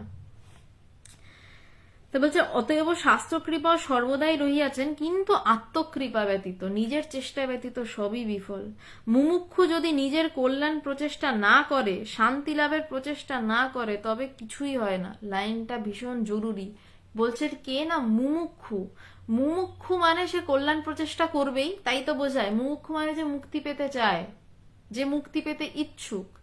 বলছেন যে সে যদি নিজের কল্যাণ প্রচেষ্টা না করে, তার মানে এমনও অনাদিকাল ধরে হয়ে চলেছে, নতুন কোনো ঘটনা নয়, যে মুক্তি পেতে চায় তারও ভীমরতি ধরে, সেও নিজের কল্যাণ প্রচেষ্টা থেকে বিরত হয়ে যায়, কল্যাণ প্রচেষ্টা না করে, শান্তি লাভের প্রচেষ্টা না করে, তবে কিছুই হয় না। যে মুক্তি পেতে চায় সেও অধিকাংশ ক্ষেত্রে নিজের শান্তি লাভের প্রচেষ্টা ছেড়ে দেয়, হাল ছেড়ে দেয়। ওই জন্য ভগবানের সাথে তার গুরুদেব পবিত্রানন্দজির তো বেশিরভাগ সময় চিঠিতেই যোগাযোগ হতো, কারণ ভগবান থাকতেন সুদূর আসামে, তার গুরুদেব থাকতেন জনাইতে। তো দুজনের দেখা হওয়ার তো উপায় ছিল না, বেশি চিঠিতে কথা হতো। ওইখানে একটা লাইন আমার মনে ভীষণ লেগেছিল। পবিত্রানন্দজি ভগবানকে লিখেছিলেন যে ধৈর্য খোটা ধরে জুঝি, হাল ছেড়ো না। বলছে ধৈর্য খোটা ধরে জুঝি, বলছে ধৈর্য ছাড়বে না। আত্মজ্ঞান লাভ একদিনের কাজ নয়, ওটার পিছনে হাল ছাড়বে না। এখানেও তাই বলছে, মুমুক্ষু যদি নিজের কল্যাণ প্রচেষ্টা না করে, মুমুক্ষু মানে সে মুক্ত হতে চায় কিন্তু তারপরেও সে কল্যাণ প্রচেষ্টা ছেড়ে দেয়, এটা হয়ে এসেছে। এবং সেই জন্য গুরুদেব ভগবানকে সাবধান করেছিলেন পবিত্রানন্দজি, ধৈর্য খোটা ধরে জুঝি, ধৈর্য ছাড়বে না, যতদিন না হচ্ছে ধৈর্য ছাড়বে না। এই জন্যই কৃষ্ণ বলেছিলেন যে হে পার্থ, বহুজনের মধ্যে কয়েকজন এই কথা শুনতে পারে, তার মধ্যেও গুটি কয়েক লোক সাধনা করতে চায়, তার মধ্যেও গুটি কয়েক লোক এই মানে এর কাছাকাছি যায়, তার মধ্যেও এক দুজন এই আত্মজ্ঞান লাভ করে। সেই এক দুজন, কালকেও এই আলোচনাতে এই কথাটা বলছিলাম, এবং এই এক দুজনের মধ্যে সবাইকে আসতে হবে, আজ নয় কাল নয়, লক্ষ বছর পর। না এসে উপায় নেই, না এসে বেরোতে পারবেন না, না এসে কোনো মতে এই সংসার মায়াজাল পার করতে পারবেন না। আর আপনি এটাও বলতে পারবেন না যে সংসার মায়াজালেই তো দিব্যি আছি, জালে কেউ ভালো থাকে না, জাল থেকে বেরিয়ে ভালো থাকে। তো বলছে যে আত্মকৃপা না থাকলে অন্য তিন কৃপাও তৎসহ মিলিত হইয়া মোক্ষ লাভের পথ সুগম করিয়া দেয়। আত্মকৃপা থাকিলে অন্য তিন কৃপাও তৎসহ মিলিত হইয়া মোক্ষ লাভের পথ সুগম করিয়া দেয়। বলছে যদি আত্মকৃপা থাকে, আমার চাওয়া যদি এত প্রবল থাকে, তখন শাস্ত্রকৃপা, গুরু কৃপা, ঈশ্বর কৃপা একসাথে হয়ে আপনাকে সাহায্য করার জন্য ঝাঁপিয়ে পড়ে, যে আরে বেরো বাবা, চাইছিস বেরো, এই জাল থেকে বেরো, এই জগৎ জাল ছিন্ন করে বেরো।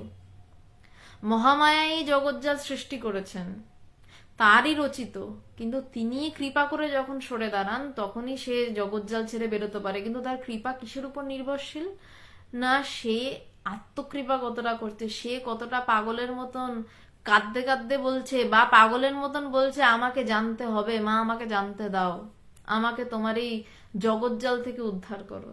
নয়তো সেদিন মা জগৎ জালে ভালোই আছি, ঠিকই আছি, ঠিক আছে, আরো কিছু ধন সম্পত্তি নে, আরো কিছু নে, আরো কয়েক লক্ষ জন্ম কাটা বরঞ্চ। আত্মকৃপা সহায়ে তীব্র মোক্ষেচ্ছা ও তীব্র বৈরাগ্য অবলম্বন পূর্বক নিদিধ্যাসন সমাধি অভ্যাসে পরিশ্রান্ত পুরুষের প্রতি ঈশ্বরের বিশেষ কৃপা হয়। তখনই সদা বিদ্যমান ঈশ্বর কৃপার অনুভব হয়, তৎপ্রভাবে সর্ব প্রতিবন্ধক দূর হইয়া সম্যক জ্ঞানের উদয় হয় এবং সাধক মোক্ষ লাভে কৃতকৃত্য হইয়া থাকেন। একটা লাইন এত লম্বা, অনেক ভাঁজ আছে লাইনটার মধ্যে, অল্প অল্প করে বলছি, ভেঙে ভেঙে লাইনটা বলছি।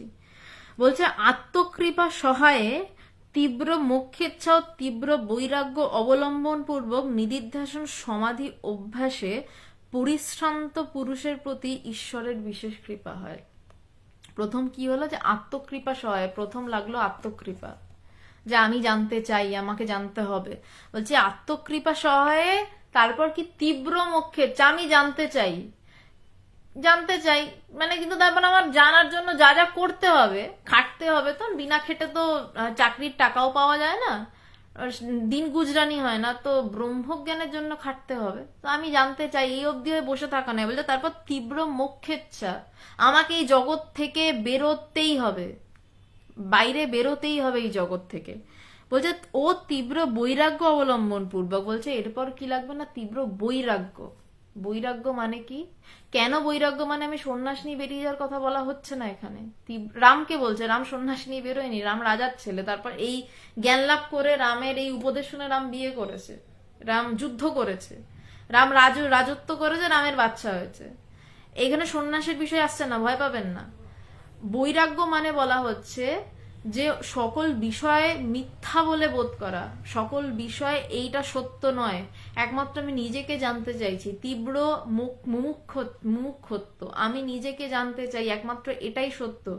এখন আমার সামনে আমাকে প্রচুর ঐশ্বর্যে ভরিয়ে দিলে আমি লাফাতে লাফাতে ঐশ্বর্যের কাছে চলে গেলাম, তাহলে তো হলো না।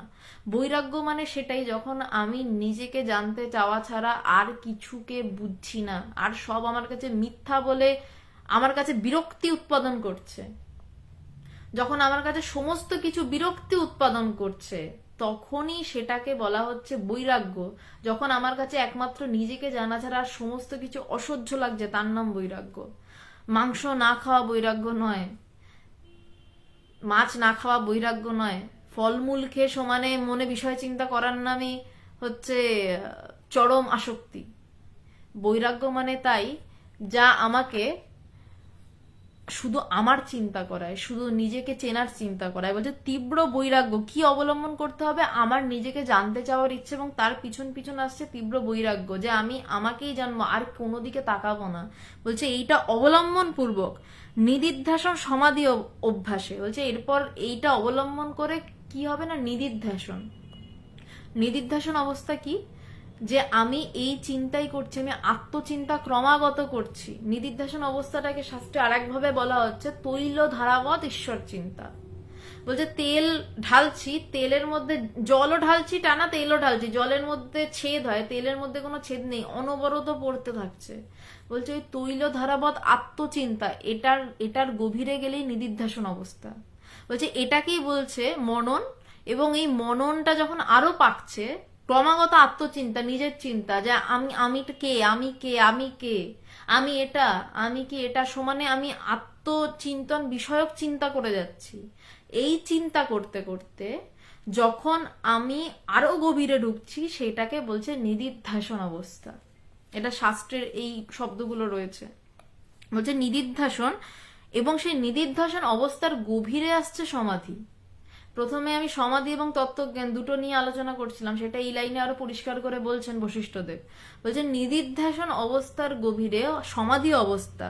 বলছে সেই সমাধি অভ্যাসে পরিশ্রান্ত পুরুষের প্রতি ঈশ্বরের বিশেষ কৃপা হয়। বলছে নিদিধ্যাসনের গভীরেও সমাধি হচ্ছে তার, কিন্তু তাও তার তত্ত্বজ্ঞান হচ্ছে না। সাধারণ মানুষ এভাবেই হয়, সাধারণ মানুষের জন্যই এই বই লেখা। সব ঈশ্বরকোটি পুরুষ যে চট করে জ্ঞান লাভ হয়ে গেল নয়, বলছে সাধারণ মানুষের জন্য বলছে, যে এইভাবে চেষ্টা করতে করতে বারবার সমাধি হচ্ছে, হতে হতে সে পরিশ্রান্ত হয়ে যাচ্ছে, কই আমার আমিটা কই, ওই তত্ত্বজ্ঞানটা কই।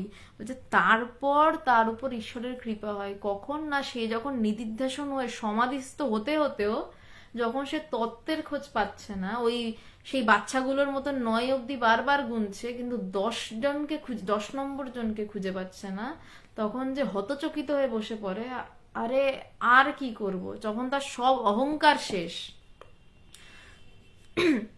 বলছে তখনই তার প্রতি ঈশ্বরের বিশেষ কৃপা হয়, বিশেষ কৃপা হয় তখন ঈশ্বরের তার প্রতি, এবং এই বিশেষ কৃপা ছাড়া আত্মজ্ঞান অসম্ভব। বলছে অর্থাৎ তখনই সদা বিদ্যমান ঈশ্বর কৃপার অনুভব হয়, এবং তার প্রভাবে সর্ব প্রতিবন্ধ দূর হইয়া সম্যক জ্ঞানের উদয় হয়। যে সম্যক জ্ঞান, তখনই সম্যক জ্ঞান মানে তখনই তত্ত্বজ্ঞানের উদয় হয়, এবং সাধক মোক্ষ লাভে কৃতকৃত্য হইয়া থাকেন। বলছে তখনই সাধক মোক্ষ লাভে কৃতকৃত্য হইয়া থাকেন।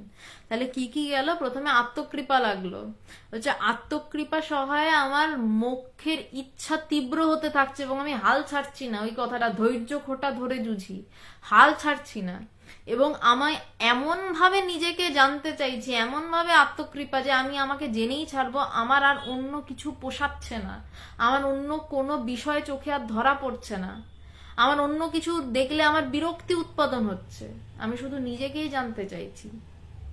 এই করতে করতে ক্রমাগত ওই চিন্তা হতে হতে মনন হচ্ছে, মনন হতে হতে তৈলধারাবধ আত্মচিন্তা হতে হতে আমার নিদিধ্যাসন অবস্থা হচ্ছে।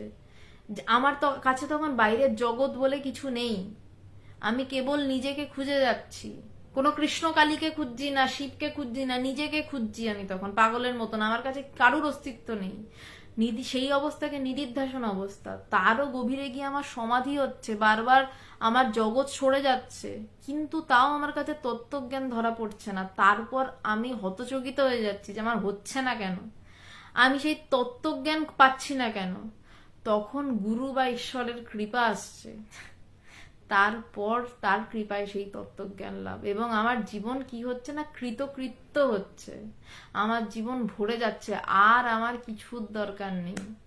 তখনই আমি একমাত্র পূর্ণ, পূর্ণত পূর্ণমিদম পূর্ণাৎ পূর্ণমুদচ্যতে, তখনই আমি পূর্ণ, আমার জীবন কৃতকৃত্য হয়ে যাচ্ছে মোক্ষ লাভে, আর কিছুর প্রয়োজন পড়ছে না। আজ এই অবধি কৃপা। এবার যারা যা প্রশ্ন করেছেন আমি চেষ্টা করছি উত্তর দিতে। যা যা অসুবিধা হয়েছে, আমি খুব কঠিন বিষয় ছিল, অনেক গভীরে গিয়ে বোঝানোর চেষ্টা করেছি। এবার যার যা প্রশ্ন আছে করুন। আচ্ছা, কৌশিক দত্ত বলছেন, আমি সত্যি গুরু কৃপা চাইছি, কিন্তু কোথায় পাবো গুরু আমি বুঝতে পারছি না। আমি রোজ রামকৃষ্ণ আশ্রমে যাই, শান্তি পাই, কিন্তু অনেক প্রশ্ন থাকে, সেটা কাকে জানাবো সেটা বুঝতে পারি না। কৌশিক দত্ত, আপনাকে আমি একটা কথা বলছি, আপনার হয়তো প্রশ্ন দেখে বুঝলাম হয়তো আপনার এখনো গুরুকরণ হয়নি। যদি ব্রহ্মজ্ঞান লাভ করতে চান, প্রথমত এমন কাউকে গুরু হিসাবে বরণ করবেন, গুরুকে তো আপনি নির্বাচন করবেন বা গুরু নির্বাচিত হয়েই থাকেন, যেন তার সঙ্গ লাভ করতে পারেন, তার কাছে গিয়ে প্রশ্ন করতে পারেন। এবং সেই গুরু অবশ্যই আমি তো বলতে পারি না একজন পিএইচডি স্টুডেন্ট তার কাছে একটা নার্সারির বাচ্চা তার পিএইচডির জ্ঞান কিভাবে বিচার করবে। আপনি আপনার গুরু কত বড় গুরু, কতটা ব্রহ্মজ্ঞানী, কোনোদিনই কৌশিক দত্ত আপনি পারবেন না বিচার করতে। কিন্তু যাকে দেখে আপনার ভিতর থেকে মনে হবে আরে এই আমার গুরু, কিন্তু আরেকটা বিষয়, আপনি সেই গুরুর সঙ্গ লাভ করতে পারবেন তো। আপনার প্রশ্ন হলে আপনি গুরুর পায়ের নিচে বসে গুরুকে বলতে পারবেন তো। আমাদের সমস্ত এই যে উপনিষদ, এই যে যোগাবশিষ্ট পড়ছি, গুরু শিষ্যের কথোপকথন, আপনি বিশাল ব্রহ্মজ্ঞ গুরু লাভ করলেন, লাভ করে শুধু বাঁশের আগল থেকে এরকম করে প্রণাম করে আপনি সরে গেলেন, লাভের লাভ কিন্তু হয় না। আপনি তেমন কাউকে গুরু, কারুর থেকেই দীক্ষা নেবেন যার সঙ্গ আপনি লাভ করবেন, যেখানে আপনার মনের আধ্যাত্মিক প্রশ্ন, আপনি এই যে আমাকে প্রশ্ন করছেন, তাকেও যেন আপনি প্রশ্ন করতে পারেন এবং তিনি যেন উত্তর দিতে পারেন, এবং গুরুর পায়ের কাছে বসে যেন গুরুর সঙ্গ লাভ করতে পারেন। কৌশিক দত্ত, যেহেতু মনে হলো আপনার এখনো গুরুকরণ হয়নি, তাই আপনাকে এটা বলে রাখলাম যে গুরুকে আপনি বিচার করতে পারবেন না, সম্ভব নয়। নার্সারির বাচ্চার পিএইচডি কে বিচার করতে পারে না, কত বড় গুরু পারে না, কিন্তু ভিতর থেকে বলে দেবে হ্যাঁ এই আমার গুরু। আর গুরুকরণ করার আগে ভালো করে গুরুর সঙ্গ করে নেবেন এবং দেখে নেবেন পরেও গুরুর সঙ্গ লাভ করতে পারবেন তো। কৌশিক দত্ত, আশা করি আপনার উত্তর দিতে পেরেছি। এরপর সৌম্যজিৎ ঘোষ, দিদি সর্বগুণে সব দিক থেকে নিপুণতম হওয়া কি সম্ভব? সেই ক্ষেত্রে বয়সের গুরুত্বপূর্ণ আছে। আমার বয়স 17। বাহ, বাচ্চা ছেলে তো তুমি, এবং অব্রাহ্মণ, আমিও অব্রাহ্মণ। তাই আমার শাস্ত্রের তীব্র অনুরাগ এবং বহুলাংশে এই সমাজে লাঞ্ছিত হচ্ছে, এর থেকে প্রতিকারের উপায়। আচ্ছা, প্রথম কথা বলে নি, সর্বগুণে সব দিক থেকে নিপুণতম হওয়া সম্ভব নয়। সর্বগুণে গুণান্বিত এইসব শব্দ জাগতিক একটা ভ্রান্ত কথা। ব্রহ্ম নির্গুণ, যেটা তোমার স্বরূপ। সৌম্যজিৎ ঘোষ, আপনাকে বলছি, আচ্ছা ভাই তো 17 বছর, তোমার থেকে আমি 9-10 বছরের বড়, ভাই হও ভাই, তুমি করেই বলছি। সৌম্যজিৎ, আমিও অব্রাহ্মণ। ব্রাহ্মণ তাকেই বলা হয় সত্য বলতে, ব্রাহ্মণ তিনি যিনি ব্রহ্মকে জেনেছেন, তিনি ব্রাহ্মণ। শাস্ত্র নির্বিচারে পাঠ করো, শাস্ত্রের মর্ম যেটা বলা হলো হৃদয়ে গ্রহণ করার চেষ্টা করো। শুধু শাস্ত্র পড়াই নয়, শাস্ত্র যেটা পড়বে সেটা পড়ে ধ্যান করে সেটা হওয়ার চেষ্টা করো। এটা আমার কথা নয়, আমার গুরুদেব ভগবান আমাকে এই উপদেশ দিয়েছিলেন, আমিও তোমাকে সেটা বললাম। আমি কোনো উপদেশ না, বললাম আর কি। তো অব্রাহ্মণ ব্রাহ্মণের বিষয় নয়। স্বামী বিবেকানন্দ জন্মগতভাবে অব্রাহ্মণ ছিলেন। ব্রাহ্মণ তাকেই বলা হয় যিনি ব্রহ্মকে জেনেছেন, আর যারা ব্রহ্মকে জানেনি তারা কেউ ব্রাহ্মণ নয়, সবাই অব্রাহ্মণ। আর বয়সের কোনো গুরুত্বপূর্ণের বিষয় নয়। ধ্রুব 5 বছর বয়সে ব্রহ্মজ্ঞান লাভ করেছিল, প্রহ্লাদ আরেকটু বড় বয়সে। 17 অনেক বছর বয়স হয়ে গেছে, এখনো ব্রহ্মজ্ঞান লাভ করনি, গুরু খোঁজনি, এটা ভুল করেছো। চেষ্টা করো, চেষ্টা করো। বয়স ঠিকই আছে, 17 ঠিকঠাক বয়স। লেগে পড়ো যাতে গুরু খুঁজে পেতে পারো, এবং তার থেকেও বড় কথা সেই গুরুর যেন সঙ্গ লাভ করতে পারো। সৌম্যজিৎ ঘোষ, এটুকু বলার। আর সমাজ নামক ঈশ্বরের পুজো করা বন্ধ করো। সমাজ, তুমি না খেতে পেলে সমাজ এসে খাওয়াবে না। যেই সমাজ তোমাকে লাঞ্ছনা করছে ব্রাহ্মণ নয় বলে শাস্ত্র পড়া নিয়ে, সেই সমাজকে প্রশ্ন করো ব্রাহ্মণ শব্দের অর্থ কি। যদি তারা ব্রাহ্মণ শব্দের অর্থ না জানে তো বলে দিও যে ব্রাহ্মণ মানে যিনি ব্রহ্মকে জেনেছেন, যিনি ব্রহ্মকে সম্যক রূপে জেনেছেন, তিনিই ব্রাহ্মণ। তারা কি ব্রহ্মকে জেনেছেন? যদি তারা ব্রহ্মকে জানেন তাহলে তারা ব্রাহ্মণ কি অব্রাহ্মণ এই নিয়ে কথা বলতেন না। কারণ যারা ব্রহ্মকে জেনেছেন, শ্বেতাশ্বতার উপনিষদের শ্লোকটা তাদেরকে বলে দিতে পারো, শ্রীনন্ত বিশ্বে হে অমৃতস্য পুত্রা, কে ব্রাহ্মণ কে অব্রাহ্মণ সেই মুনি ঋষিরা মাথা ঘামাননি। বলেছেন হে অমৃতস্য পুত্রা, হে অমৃতের পুত্রগণ শোনো।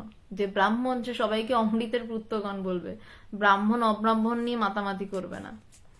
সৌম্যজিৎ, আশা করি তোমার প্রশ্ন উত্তর তুমি পেয়েছো। অশ্বিনী সরকার, তোমার গুরুকে জন্মদাতা না ঈশ্বর থাকাটা তোমার খাওয়ার কোথা থেকে আসে? যখন 76 ট্যুরের মন্তর আসছিল তখন কি তুমি গল্পের গরুকে ডালা নিয়ে ঘাস খাওয়াচ্ছিলে? গাছের ডগায় কম পাইছো বুঝি। অশ্বিনী সরকার, কি বলতে চাইছেন ঠিক করে লিখুন আগে। ভুলভাল লিখছেন আপনি, বানান টানান ঠিকঠাক করুন, ঠিকঠাক করে লেখা শিখুন, তারপর প্রশ্ন করবেন, ঠিক আছে? অশ্বিনী সরকার, আপনাকে বলছি কি লিখছেন ঠিক করে অন্তত, মানে বাংলা না লিখতে পারেন, ইংলিশটা ঠিক করে লেখা শিখুন, শিখে তারপর লিখুন, তারপর আপনার উত্তর দিচ্ছি। আচ্ছা, রাজেশ কর্মকার, ওম নম নারায়ণ। আত্মকৃপা বিষয়টা নিয়ে ব্যাখ্যা করবেন মা? আমি না একদম প্রথম থেকে আত্মকৃপা নিয়ে প্রায় অনেকক্ষণ ব্যাখ্যা করেছি। আপনি প্লিজ এই লাইভটা শেষ হলে, রাজেশ কর্মকার আপনাকে বলছি, আপনি লাইভটা শেষ হলে একটু প্রথম 15-20 মিনিট শুনে নেবেন। শুধু আত্মকৃপা নিয়ে কথা বলা রয়েছে, ওটা নিয়ে কথা বলতে গেলে আবার অনেকক্ষণ কথা বলতে হবে। আর যারা শুনছেন তারাও বোর হবেন, কারণ তারা প্রত্যেকে আত্মকৃপাটা নিয়ে প্রায় প্রথম 15-20 মিনিট শুনেছেন, ওটাই সব থেকে মুখ্য বিষয় ছিল। আপনি হয়তো মিস করে গেছেন। একটু লাইভটা শেষ হলে আপনি প্রথম থেকে আবার শুনতে পারবেন, একটু শুনে নেবেন, আমার অনুরোধ রইল। যোগা বাশিষ্ঠ, আপনার প্রিয় গ্রন্থ দেবাশিস দেবেশ। সমাধর, হ্যাপি বার্থডে। কার হ্যাপি বার্থডে? আমার জন্মদিন নয় আজকে। অতীশ ভট্টাচার্য, তার মানে যা বুঝলাম জীবনে ভোগ করাও জরুরি, তবে ভোগ ত্যাগ করা যায়। বাড়ি গাড়ি ইত্যাদি পাওয়া জরুরি, ভোগ ত্যাগ তখনই হয় যখন মানুষ বুঝতে পারে যে আরো বড়। হ্যাঁ অবশ্যই, মনে সন্তুষ্টি হচ্ছে না তখন বেশিরভাগ মানুষ সঠিক অর্থে ভোগ থেকে ভগবানের দিকে মন নিয়ে যেতে পারে। খুব কম মানুষই জন্ম থেকে বৈরাগ্য নিয়ে জন্মে। অতীশ ভট্টাচার্য একদম ঠিক বলেছেন, একদম ঠিকই কথা। বিদেশিদের মধ্যে বেশিরভাগ ব্রহ্মজ্ঞানের দিকে অনেকে ছোটে, তার কারণ তারা ভোগের চরম সীমায় পৌঁছে বুঝেছে লাভের লাভ কিছু হয় না, তাই জন্য তারা ওই দিকে দৌড়াচ্ছে।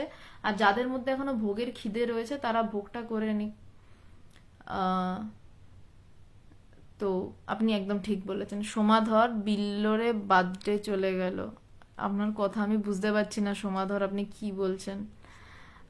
যাই হোক, হ্যাঁ অশোক কুমার মন্ডল, বাইরে থেকে কিছু প্রশ্ন করতে পারি কি? হ্যাঁ অবশ্যই, এখন প্রশ্ন করুন, মানে শেষ হয়ে গেছে, এখন প্রশ্ন করুন, আমি চেষ্টা করব উত্তর দেওয়ার। কিছু গুরুত্বপূর্ণ শাস্ত্রীয় পুস্তকের নাম দয়া করে একটু বলবেন দিদি, আমিও পড়তে আগ্রহী। প্রথমে তাহলে এক কাজ করো, স্বামী শিষ্য সংবাদ শাস্ত্রীয় গ্রন্থ নয়, তাও ওটা দিয়ে পড়া শুরু করো যেহেতু শুরু করতে চাইছো। তাছাড়া বিবেক চূড়ামণি, বৈরাগ্য শতকম, যোগাবাশিষ্ট সার, কনসেপ্ট ক্লিয়ার হবে।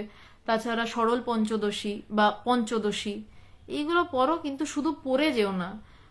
যদি এর মধ্যে যে কোনো একটা বই ঠিক ঠিক করে পড়তে পারো সৌম্যজিৎ, তুমি অনেক ছোট তাই তুমি করে বলছি, একটা বই যদি ঠিক ঠিক করে পড়তে পারো, যে এক পাতা পড়ছি, ধ্যান করছি, ওটা নিয়ে ডুবে যাচ্ছি, তাহলে একটা বইতেই ব্রহ্মজ্ঞান হবে। পাণ্ডিত্যের জন্য বই পড়ো না। যদি ব্রহ্মজ্ঞানের জন্য বই পড়তে চাও, বই পড়ো এবং গুরু খোঁজো, গুরুর পা ধরে জানতে চাও এই ব্রহ্মজ্ঞান কি করে হয়। বয়স কম, ছাল ছেড়ো না। দেবাশিস দে, রাম কি সীতাকে ছাড়া আবার বিয়ে করেছিল? যোগাবাশিষ্ট রামায়ণে তো সীতা বিরহে কাতর রামকে বশিষ্ঠ মুনির উপদেশ। আমি না জানি না, আমি এখানে তত্ত্বজ্ঞান নিয়ে আলোচনা করছি, তো আমি যতদূর, হিন্দুরা তো জানে রাম সীতা ছাড়া আর কাউকে বিয়ে করেনি, আপনারও জানাটা উচিত। না জানলে একটু আশ্চর্য হচ্ছি, বা অযথা প্রশ্ন করছেন আপনি দেবাশিস দে।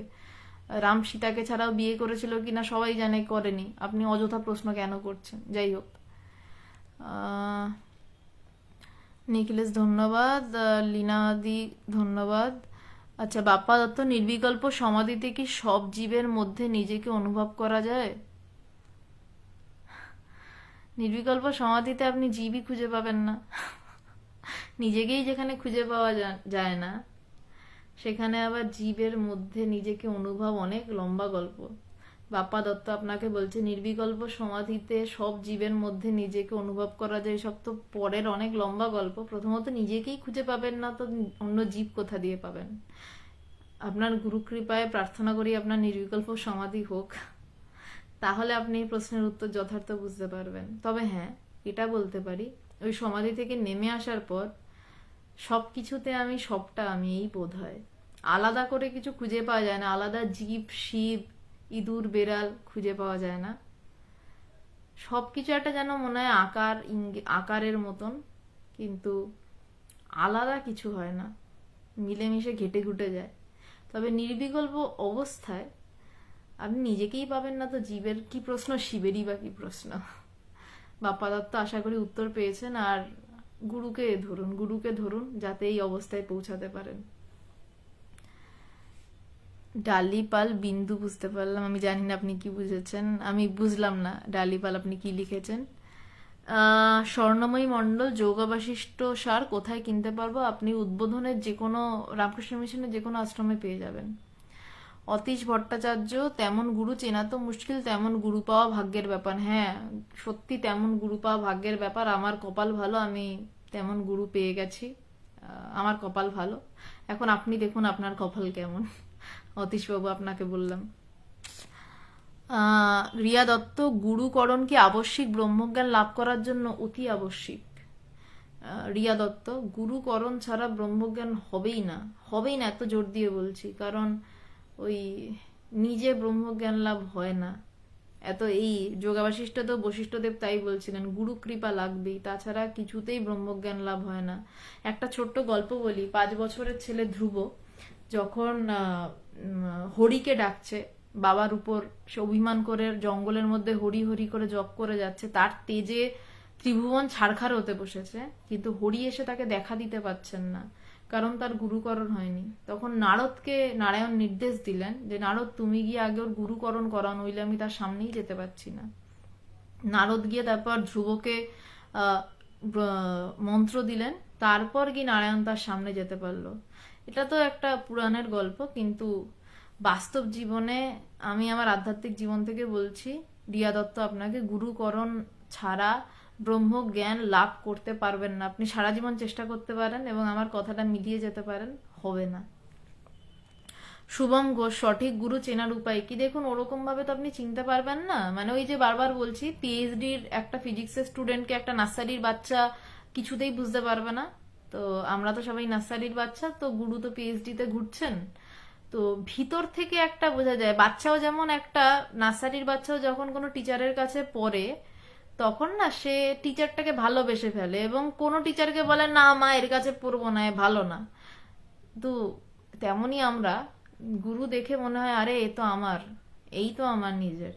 এবং গুরুকরণ করার আগে সঠিক গুরু চেনার কোনো উপায় নেই, এটাই একমাত্র ভিতর থেকে বলে দেবে ইনি আমার গুরু। আর দ্বিতীয় হচ্ছে, গুরু যেন সঙ্গ করতে পারেন, এটা খেয়াল রাখবেন। বিজয় বিশ্বাস নমস্কার, হরি ওম ব্রহ্ম গুরুদেবায় নমঃ, প্রণাম নেবেন। আচ্ছা, শ্রীমতী দি ধন্যবাদ। Sunil Sengupta, why will be alive, এটা আমারও প্রশ্ন, কেন যে বেঁচে আছি, মরে গেলেই তো হতো। কেন বেঁচে আছি কে জানে, জানি না, তিনি রেখেছেন তাই আছি। আর এটা আমার কথা বললাম, বেঁচে আছেন এই জন্যই নিজেকে জানবেন বলে। সুনীল সেনগুপ্ত আপনাকে বলছি, আপাতত বেঁচে আছেন এইটুকু কারণেই যে ঈশ্বর লাভ করবেন বলে, যতদূর যত তাড়াতাড়ি পারেন করে নিন। ভগবান শ্রীকৃষ্ণ কি মোক্ষ লাভ প্রদান করতে সক্ষম? হ্যাঁ, সক্ষম বলেই তো জানি, কারণ গীতাতে তো যা দেখছি অর্জুনকে শেষ অবধি, মোস্তাফিজুর আপনাকে বলছি, গীতাতে শেষ অবধি তো কৃষ্ণকে জ্ঞান লাভই করিয়েছিলেন, মোক্ষ লাভই করিয়েছিলেন। এবং একবারও মনে করবেন না যে গীতাতে কৃষ্ণ অর্জুনকে মোক্ষ লাভ করিয়েছিলেন বলে আমি ওটা বিশ্বাস করছি। আসলে গীতার যে শ্লোকগুলো রয়েছে না, মোক্ষ লাভ করার পর অর্জুন যে কথাগুলো বলছে, আজও জ্ঞান লাভ করার পর, মোক্ষ লাভ করার পর ভিতর থেকে ওই কথাগুলোই আসে, না জানলেও আসে। তো সেই কথাগুলো মিলিয়েই কবে কোন যুগে কৃষ্ণ অর্জুনকে মোক্ষ লাভ করিয়েছিল কিনা আমার তাতে আসে যায় না, আমার ভিতরে ওই বিষয় এসছে কিনা তাতে আমার আসে যায়। তো এখনো তেমন গুরু আছেন, এখনো মোক্ষ লাভ হয়। মোস্তাফিজুর চেষ্টা করুন মোক্ষ লাভ করতে, গুরু পা ধরে চেষ্টা করুন মোক্ষ লাভ করতে।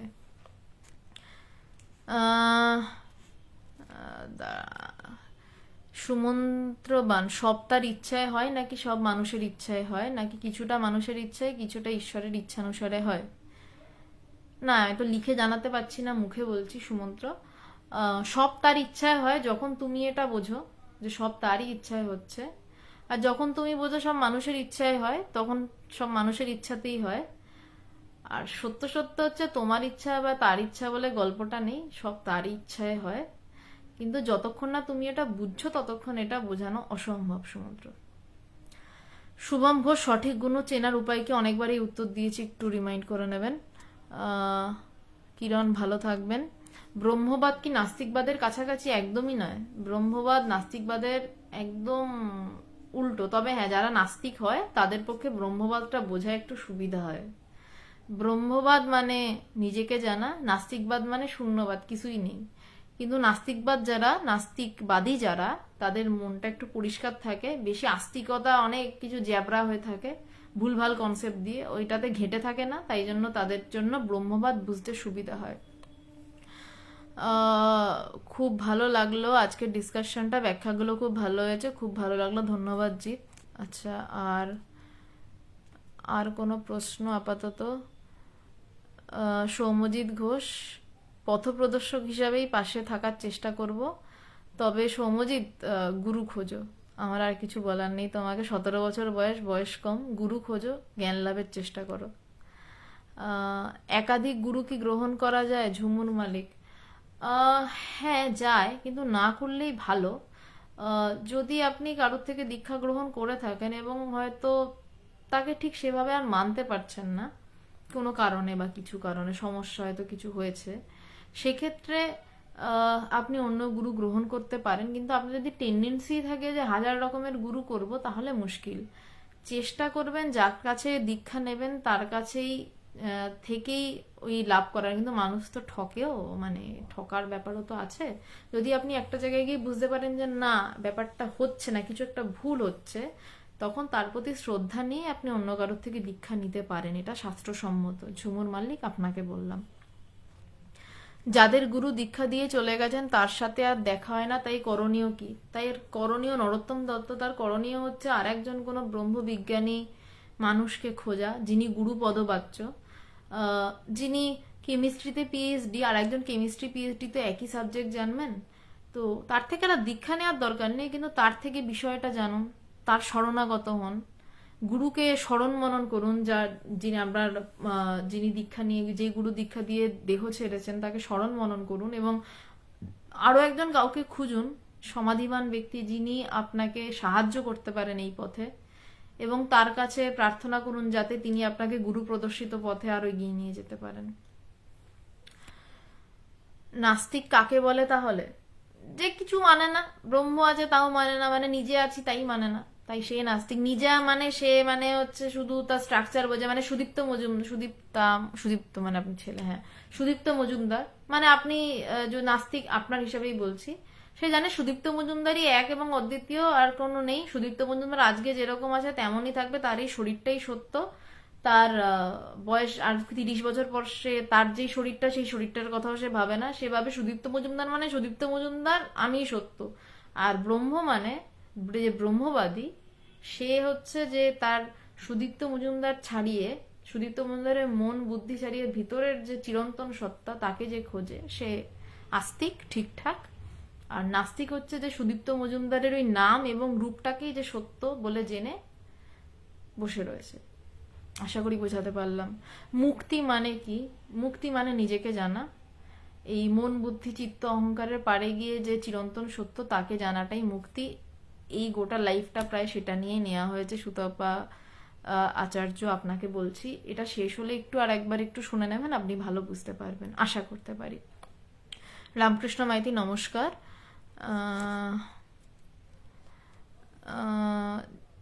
দিদি, আমি আমার মায়ের কাছে দীক্ষা নিয়েছে অনেক ছোটবেলায়, সেটা কি ঠিক?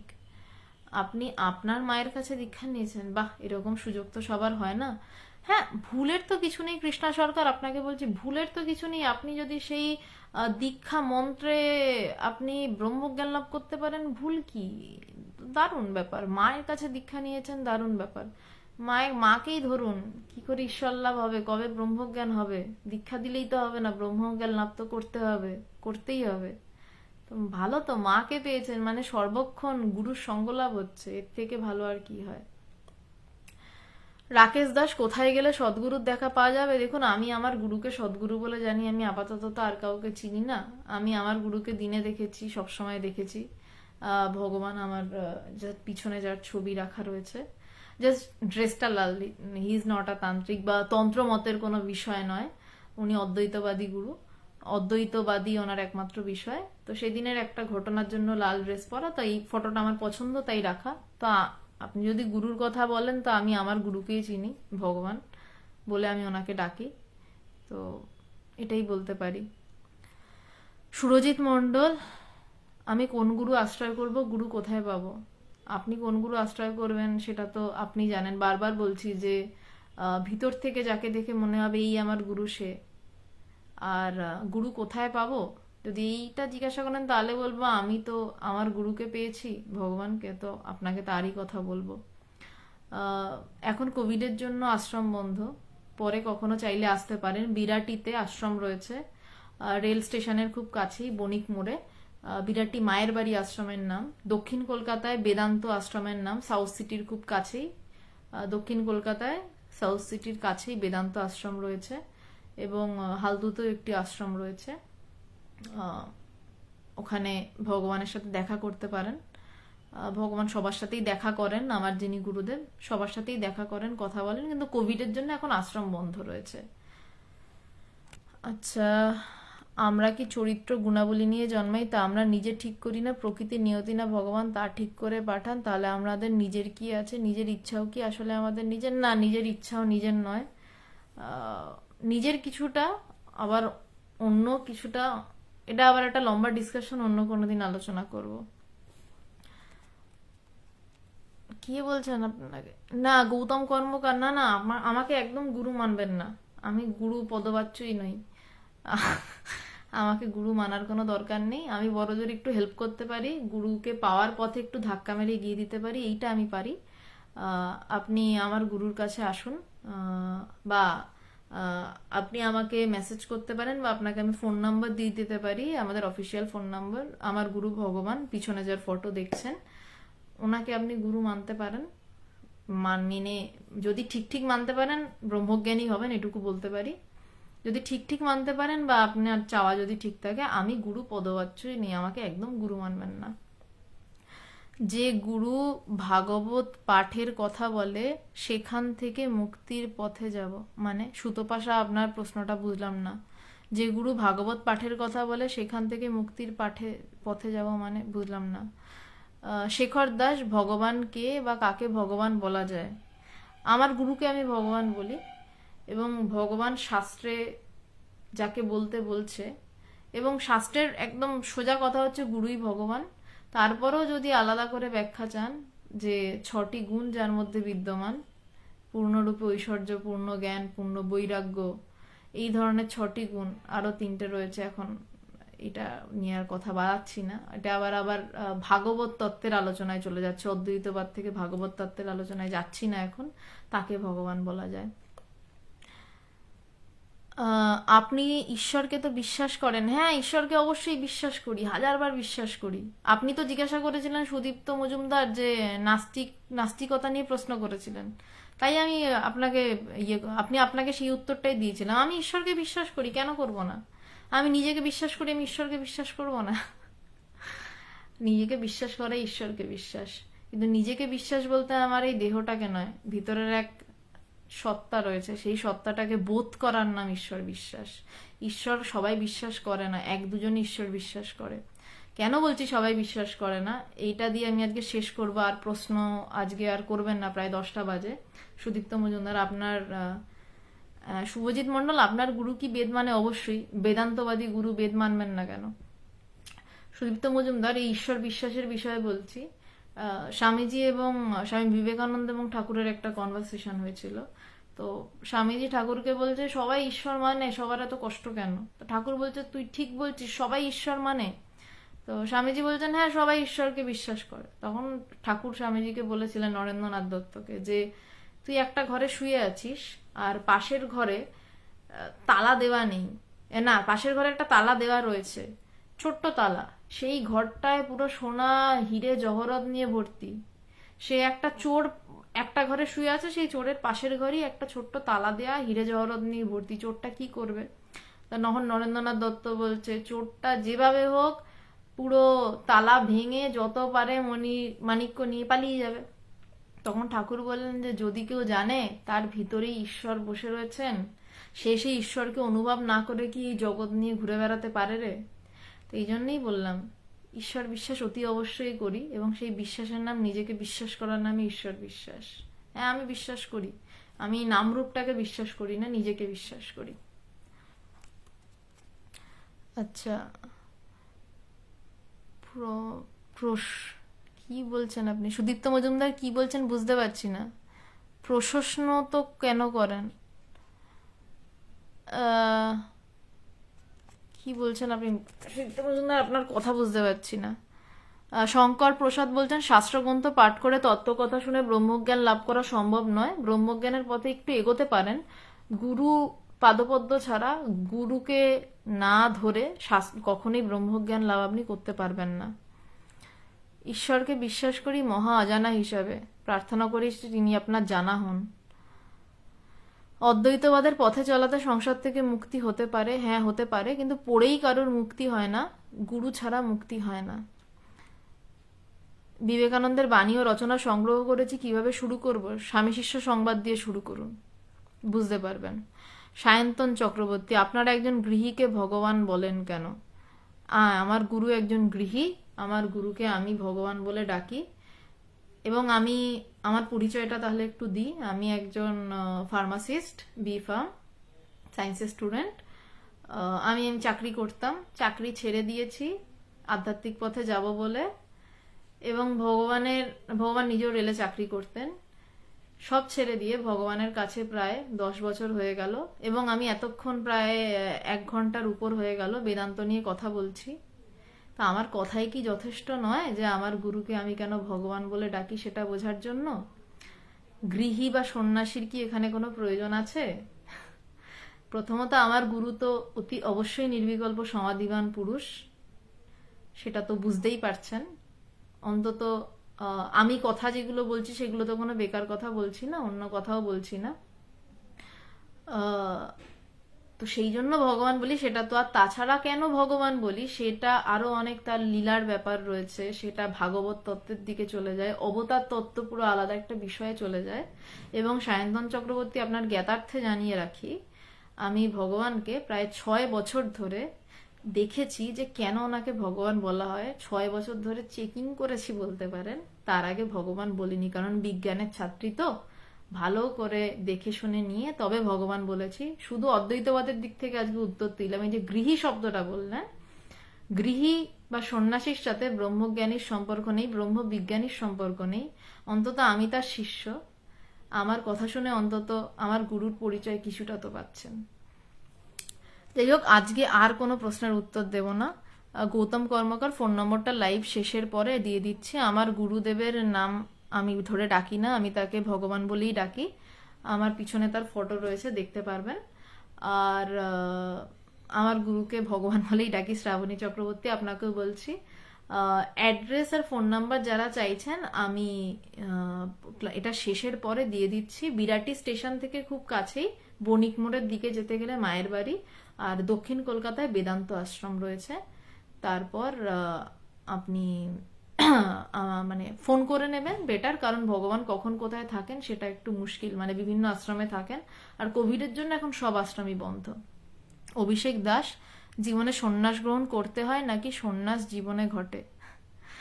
বলে বটে সন্ন্যাস গ্রহণ, সন্ন্যাস জীবনে ঘটে যায়। আজকে এই অবধি থাক। যারা আমার গুরু মহারাজের নাম জানতে চেয়েছেন, আবারও শেষ করছি। আমার গুরুর নাম ভগবান। আমি তাকে নাম নয়, তার নাম অন্য। আমি তাকে ভগবান বলে বোধ করেছি, তাই তাকে ডাকি। ভগবান বলে বোধ করেছি, অনুভব করেছি, তাই তাকে ডাকি ভগবান বলে। আর ফোন নাম্বার দিয়ে দিচ্ছি, যারা দেখা করতে চান। এখন কোভিড সিচুয়েশনটা একটু কাটলে উনি সবার সাথেই দেখা করেন, একটু ফোন করে আসবেন। আর যিনি গৃহী বলে বলছিলেন, তাকে আবারও বলছি, জ্ঞানের গৃহী সন্ন্যাসী হয় না, জ্ঞানের কিচ্ছু হয় না। আর কেন ভগবান বলি সেটা বলতে গেলে আবারও বললাম, লীলার অনেক বিষয় রয়েছে, তাই ভগবান বলে মেনেছি 6 বছর ধরে দেখার পর। আর এই বয়সের একটা মেয়ে হয়ে সব ছেড়ে দিয়ে শুধু ঈশ্বর তত্ত্বের জন্য বসে রয়েছি, তাহলে অ্যাটলিস্ট আমার গুরুকে একটু আন্দাজ করতে পারবেন। এই অবধি থাকলো। নমস্কার সবাইকে, অনেক ধন্যবাদ।